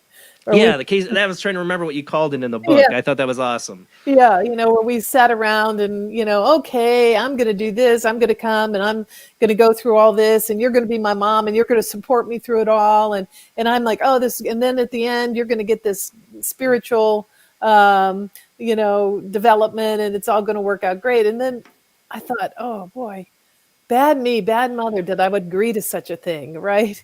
Right. It's like, and then I thought, oh, what about my daughter? What crazy karmic lesson did I agree to for my daughter? Right. So, you, as a parent, there's just even something that seems like it could be cool and wonderful could be have the other side of it, right? It's always the blessing and the curse. There's always the yin and the yang, both sides of everything, always. And I think karma and the choice, life, like this idea that we choose this existence, we choose this story to live in, is a hard concept for people. It is. It's a hard concept because the ego wants to say, I would never choose that. I would never do that, but they don't know this is the ego. It's not the higher self. It's not the part. I always compare it to, I'm a video game guy. You would play a video game. You're going to play a video game. No, you're going to fight zombies. Would you want to fight zombies in real life? No, but it's just a video game, and you're going to learn how to kill zombies better. I'm not saying we're here to kill zombies. I'm saying that. No, I get I get it. Yeah. Yeah. But we're playing a part. We're learning something from it, and as difficult being in it feels and seems, there's some outside higher force of us that understands that this is a lesson to be learned. And like Ben chose a very difficult lesson to learn, very difficult life. Right. Yeah. And also there's when we can look at it in that way, we don't suffer as much. And also if we can look at all the things that happen to us in life, even the really bad ones, as a lesson to be grateful for. And so even if the lesson is how not to do things, how I never want to be like, even if that's the lesson, what a wonderful lesson, right? Yeah. And so if we can look at all those things and we can stop being in the karmic loop until we get the lesson and the gift, the universe is benevolent, always operating in our behalf. So it's going to bring the same thing over and over and over. You wonder, why do I get this? This always happens to me. How about maybe if you learn the lesson, what was it that you had to learn about this? And so that you can be in gratitude and get the gift. And then all of a sudden you're out of that karmic loop. It doesn't happen anymore because you really have in every way moved on in a really true, energetic way. You have to look at it like when your life gives you lemons, make lemonade. You have to look at life at like, what is the great consciousness or source, or what is it trying to teach me here? Yeah. And people think that's just a silly notion, but it's the truth. Life is trying to teach you something. And as difficult it might be, what is it? And that's what, trying to find the right question to what is life trying to teach me here? Yeah, even with your father. So the lesson there was how you never want to be for your children. Exactly. What a great lesson. Made me a better father. I know that. Yeah, for sure. It taught me in that, and it makes sense. The past life dream where I was a slave girl, and I was beaten by my father. I really do woke up knowing that was my biological father in a past life. Yeah. We've had this karmic circle. Yeah. between us of abandonment and betrayal, basically. Yeah, and abuse. Between us. And it might be, and I look at it this way, is somewhere deep down, that's the reason he ran, in a sense, is that he can't deal with that still. Yeah. You know, and that he's living his story and his life. He had his issues. He lived with a mom who OD'd when he was young, you know. He lived with an alcoholic father. I didn't live in my father's shoes. I've tried to let go of that judgment. Do I forgive him? I don't know if I'm there yet. But I try to let go of the judgment of him. I'm not him. Everybody's living their lives and trying to figure things out. This is a very complicated world. At times, it feels like. Yeah, but you know, that's the lesson and the gift. You've gotten so many great lessons out of it. You've really thought about it. And sometimes it's just that how you'll never want to be and how you'll be different and how you don't have to repeat this. And your children will be so much better for it. So we're healing 7 generations forward, 7 generations back. So all these things that you're healing and not passing on and getting the gifts on, your children are also likewise healed. They never have to experience what you experienced. Yeah. What a gift. But you see where my fear comes in about something happened to me, you know, like before my kids were born, I was very reckless and I didn't care about, I mean, I chain smoked and I didn't care about my health. And, you know, I was ready to watch the world burn, sit back, smoke a joint, watch it burn and not give a crap. I knew the end of times is coming. I'm going to sit back, watch it burn. Watch it burn, baby. Right. Then I have children. I'm like, oh my God, we got to do something to save this planet. We got to people wake up, you know, because I'm yelling and waking everybody up in my household. But it's like, now I got to care. Thanks a lot, God. Now I got to care because I have these 2 children now, you know, first child and second. It's like, now I got to care about this damn place. Thanks a lot. I could have just sat back and laughed at it, all you. Yeah, that new movie, Don't Look Up. I don't know if you watched that one yet. I haven't. I have every keys telling me I got to watch it, but yes, I have the idea. Yeah. You know, I just didn't want to have to care, you know, like, and now I do, and maybe it's a failure of myself deep down, but that I didn't care before. But that's what children do. They bring this responsibility. Yeah. So you want this narcissistic, self-focused individual anymore. Nihilistic view of the world. Let it all end. Thank goodness, right? Because if everybody was, you know, with that nihilistic viewpoint, boy, we'd be in worse trouble than we are. Hard to right? But you don't want to put me in charge, at least before I was a parent. Right, for sure. All of us, you know. Global warming, it's going to be warmer, at least no more winter. Thank God. I know. I'm hoping. I don't know. It's not working here. No, it's not working here yet either in upstate New York, for sure. Yeah. Well, we did get actually up to 42 today and did melt some of the snow, but it's not global warming yet. But that's the thing. I have to care now about this physical material world. That's the thing. I went through my life, early 20s. Yeah, there's an afterlife. There's spirit. We're going to move on. I'm going to live this life again. Who cares? Then you have children. It brings you a little more back down to earth. I'm just going to party hardy. I'm just going to... Yeah. Well, the partying was done. That's the thing. Like, start taking my vitamins, start stop smoking, stop eating fast food. Like, you got to live now, buddy. You can't just keel over and die on the sales floor. Like I tell all my coworkers, like, yeah, I'm never retired. I'm just going to keel over and die. You got to care now. and it's because of children, you know, it's a gift and a curse. Yeah. It's always, yeah. When they're up throwing up in the middle of the night, you're like, all I can see is curse. You know? Yeah. Yes.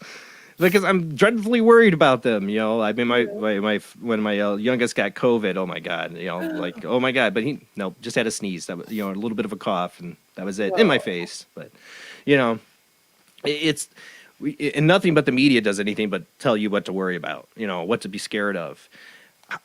Talk about letting it go of anger and all that stuff. How do somebody like me, that that's probably my biggest difficulty, is letting go of my fear. Because I will be the first, and I think one of the greatest parts about your book is telling people to be honest with themselves, with what's going on, you know, inside, is my fear. I have a lot of anxiety and fear. The world out there ain't helping. Yeah. But it all centers around my children, their protection, their future, you know, everything. That's why it hit me really emotionally reading your book, the struggles you went through with Ben. You know, it's what's the wheel of fortune going to throw for me and my children? I can't control, and how can I be there for them? You know, it's the future scares me, and I know I shouldn't give into the fear, and I don't want to give into the fear, but it's there. I'm going to be totally honest with myself. Yeah. Well, I mean, I wish I could tell you that I wish I had that magic wand. I haven't gotten my magic wand yet, but if I could bop you on the head and have you be fearless, completely fearless, but that's probably not realistic either, right? So fear, our survival instinct is there for a reason. It just sometimes gets overemphasized, we call it fight or flight. So in a way, you get into fight or flight, and that's one of the things that we do as a shaman is we reset that HPA axis and get people out of fight or flight. Some of us have been in fight or flight when we came into this world from other lifetimes, sometimes in our households. So maybe for you, you might have been fight or flight all your time. So it really doesn't take a whole lot of extra fear and worry to put you over the top. So what we like to do is try to get people out of fight or flight. We call it getting the jaguar down from the tree. Get people to relax and reset. Tune into the heartbeat of Mother Earth, her slow, steady heartbeat. And really lie on Mother Earth. Take your shoes off when you can, earthing or, around your house. Don't wear shoes and allow yourself to let your body fully relax, and your adrenals, when your adrenals are all pumped up, and so you're talking about smoking and all those things are make you a little more hyper. So you probably have been in coffee I drank tonight, right? Coffee, lots of coffee, cigarettes, sugar, right? All these things increase this fight or flight. The monkey mind too, monkey mind. Worry about this right now, worry about this. Right. And so that meditating mind, my mind, I think I look at it now and I think I watch it. It's almost like I've got an internal supercomputer that's like really secret. It's like the CIA. And so I'm meditating and I'm like, oh, I'm in bliss. This is good. I got this. And all of a sudden, yes, but you didn't pay your electric bill. Right. You better do that right now. Yes. And so I almost have to laugh. It'll come. My mind is like just whirring away, how can we get out of this meditation thing? We don't want her meditating. We got to do something. So something pops up. So it's looking at that monkey mind and being able to laugh at it a little bit and say, I see what you're doing. And it's not going to matter if I wait for another 10 minutes if I'm already late, right? And I find as my brain finds things to worry about, like, why am I looking for things to worry about? Like, I'll catch myself doing it. Yeah. Like, you seriously are trying to stress yourself out. Why are you doing this to yourself? It's like there's two people in my head. The monkey mind is trying to tell me to worry about this. And the other one going, what? Dude, chill out. Stop. Why are you doing this? Stop doing this to yourself. Part of it is, we get addicted to adrenaline and cortisol. So there's a fantastic book, Dr. Joe Dispenza. He's great, Breaking the Habit of Being Yourself. And it talks about how the drama circles and how we become addicted to drama and we become addicted to fear. We become addicted to worry and how we can change that. And he has some great meditations too. Well, it's a good thing to point out. They are all their own addictions, and they are addictive, very addictive. So people say, you've heard them say, she can't live without drama. She can't live unless there's drama or something going on. It's true because she's addicted to those hormones. Yeah. See, I don't like drama. That's not my addiction. I walk away from people when they have too much drama. They're trying to bring it into my life. I'll walk away from that. Thank you. But fear, I'm definitely addicted. I give myself so much worry about stupid stuff. I'm catching myself. I'm trying to change my perspective on things so I don't live in that world. I don't live in that anxiety. And I mean, I've had times where I had panic attacks that brought me to the floor. I thought I was having a heart attack. Yeah. So fight or flight. We got to get you out of fight or flight. We got to get you to tune into. I'm working on it. Yeah, I'm working on it. It's as a Star Wars fan, one of the aspects of the whole. You talk about the hero's journey, which is a very big part of Star Wars. Mm-hmm. I know I'm going to geek out a little bit on you here, but I always tell people my religion's Jediism. Yeah, why not? Well, and the whole the concept they're fighting with, or it's being explored. Not fighting with it, being explored in Star Wars is the Jedi are supposed to be raised with no attachments. They're supposed to be taken as young Padawans, and but Anakin has this attachment and it leads him to the dark side, and it's like, but we can't all be just disattached we have people we care about and loved ones, and how do we deal and live and accept our attachments to people? I think this has always been the problem in Buddhism. My mom's a Buddhist. I'm spiritually agnostic. I question everything, but I believe in a higher power. But I've loved a lot of aspects of Buddhism. But I think one of the areas where people struggle with it is the idea of attachment. And but isn't it my love for my son or your mom or whoever, isn't that a good thing? And what's wrong with that attachment? Yeah. So there's good aspects to attach. It's all yin and yang, good and bad. Yep. So there's that being a great parent and being a loving, kind, and being very attached. And then there's that aspect of being domineering, controlling, fearful. So we always want to look at both sides of it. And what we try to do is help people to release the heavier aspects of these roles. We all carry so many roles. If you listed down all the roles you've carried, you'd probably be shocked. Employer, employee, father, husband, son, and who knows what else. And these roles weigh us down because there's heavy aspects to them.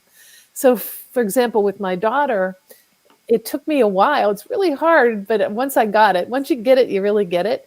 And it's not when they're really little, but, as they get a little bit older, I can be that mother that I'm there for her. If she wants my opinion, I give it to her. If she wants to just call and vent, I just listen and button my lip very hard, And so it's that practice of saying, okay, and allowing yourself to release some of the negative aspects of all the roles we play. Like being a husband is great, being a wife is great, but there's some really negative aspects to it that get into manipulation and fighting and control. If we can release some of the heaviness from those roles. So shamanism is always, it's always that balance of releasing something heavy and bringing in the light, releasing heavy and replacing it, because the universe abhors a vacuum. So we never want to just be releasing. We also want to bring in light and balance things out. Well, the yin and yang thing is something I feel is so true in life. The balance between, there's the again, Star Wars, light side and dark side to that aspect. For the Jedi, attachment out of love, just pure love, is a good thing, But when you turn that attachment into control, I'm going to control you, that's not love. You got it. And the Star Wars reference, again, Anakin goes to the dark side out of trying to control a future outcome he foresees, trying to control everything around him, and he's going to master the whole universe. That's why I think it, and that is just the aspect of humanity we're all going through, is us trying to control that wheel of fortune, us trying to control all these aspects we have no control over. They have no control. And letting go of that is the hardest part. The illusion. The illusion is that we have control. Yeah. And it allows us to believe that, if only we do this, and this, everything will turn out. And if we don't, we're doing something wrong. When really so many things are out of our control. And to accept that part of it is really hard. And it's really hard when you have children, for sure. It is. It is really hard because, like I said, it's a struggle I fight every day. To realize that so many things are out of my hand and control, and you need to let go and not focus on the worry or fear or something. I mean, I fear them getting in a car with somebody else. Every morning I have to do this. I have to give them to our friend to take to school. Yep. And I fear it. I have the, and it goes all the way back to my childhood when I lost a childhood friend in a car accident and watched with their parent every time. And for a long time till recently, I had to drive him to school down that road where she died. And I hated that trip so much. It just bring it back every morning to take them there. Now 5-minute drive, take them to a friend's house, and then they drive them, and I worry about how they're going to drive, and it's totally all of it out of my control. And yet here I am, feeding the worry. I just keep hitting myself, or stop hitting yourself. It's like why are you doing this to yourself? You can't logic your way out of it. If we could logic our way, if we could talk our way, talk therapy would be great. There'd be no need for shamans. But the fact is, you can't talk your way out of it. So you have to work at these things at an energetic level to relieve where it's imprinted in you, where that trauma lives. when you can release it out of your luminous energy field, then you can move away. You can have some distance. You can have some space. But all the logic in the world. So you've got all the logic. You know where it is. You know what. My other fan fiction is Star Trek, and Spock was my favorite character. I'm all about the logic, Yeah, all about the logic. But it doesn't work. Talk therapy. Look, people have been in talk therapy. I think psychology has a wonderful place. However, sometimes you have to move things at a different level energetically. And we forget that in our society. We don't talk about the energetics. We don't talk about using energy medicine in conjunction with traditional medicine. In some hospitals in other countries, they're beginning to use energy medicine and surgery, energy medicine and other, realizing that there's more to it than just the physical body. We also have this luminous energy field. And we know we do because when someone dies, you can see what happens, right? All those electrons and neutrons and everything keeping that electrical field going collapses, and they're no longer living. And then the soul releases up through the chakras and goes out through the ninth chakra. So we know that there's more to it than just this physical body, but we haven't been very good as a society in treating it. So there was acupuncture, Chinese medicine, and then that got all poo-pooed by Western medicine. Oh, no, that's old. That doesn't mean anything. That doesn't work, right? Anything that wasn't Western medicine cutting up the body or just dealing with the body. We don't want to talk about anything spiritual. Somehow spiritualism got a bad name. And it's getting worse. I honestly feel like those things are getting worse. We're getting more and more fixated on every medicine and science, which nothing wrong with medicine and science. Please talk to your doctors, get your medicine. Absolutely. You do need it, but it's a yin yang, it's a balance. But we're getting so far down that road, we feel like it can solve every issue and every problem. There's a shot or pill that fix every problem out there. Yeah, and a quick fix in America. We all want a pill for something, and I think the world would be so much better off if we could just start opening our eyes to this other existence, that's around us every day, every minute. It's a part of our lives, and if we would accept that, I think a lot of things would start changing for the better. Karen, we're almost out of time here, so I want to make sure we get out your information to everybody, where they can find you, your website. Yeah, KarenJohnson.net, JOHNSON.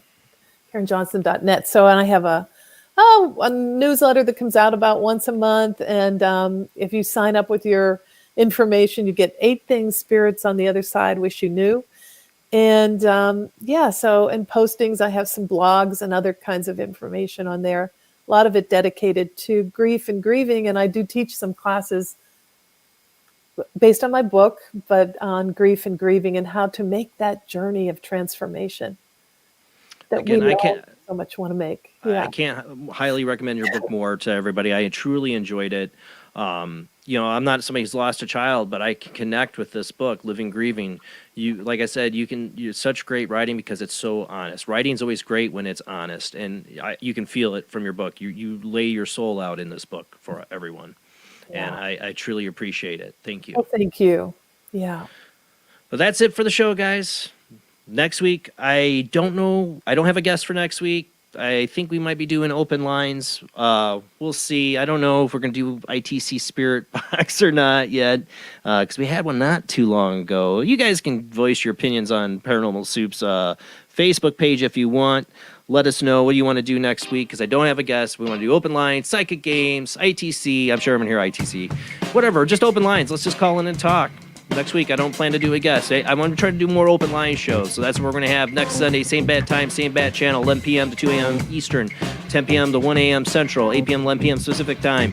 Check us out on Facebook, YouTube, Twitch. Make sure you follow, subscribe. Keep sharing out to your friends. Thank you to everyone out there who shares and tells everybody about Paranormal Soup, and a place where open forum discuss the weird, the unusual, the strange, and what I believe is real experience of life every night, Sunday night. Join us here. Thanks again to everybody who donates on Patreon or donates on Super Chat. You're all great. You help pay the bills. But we will see you next week. Have a great night.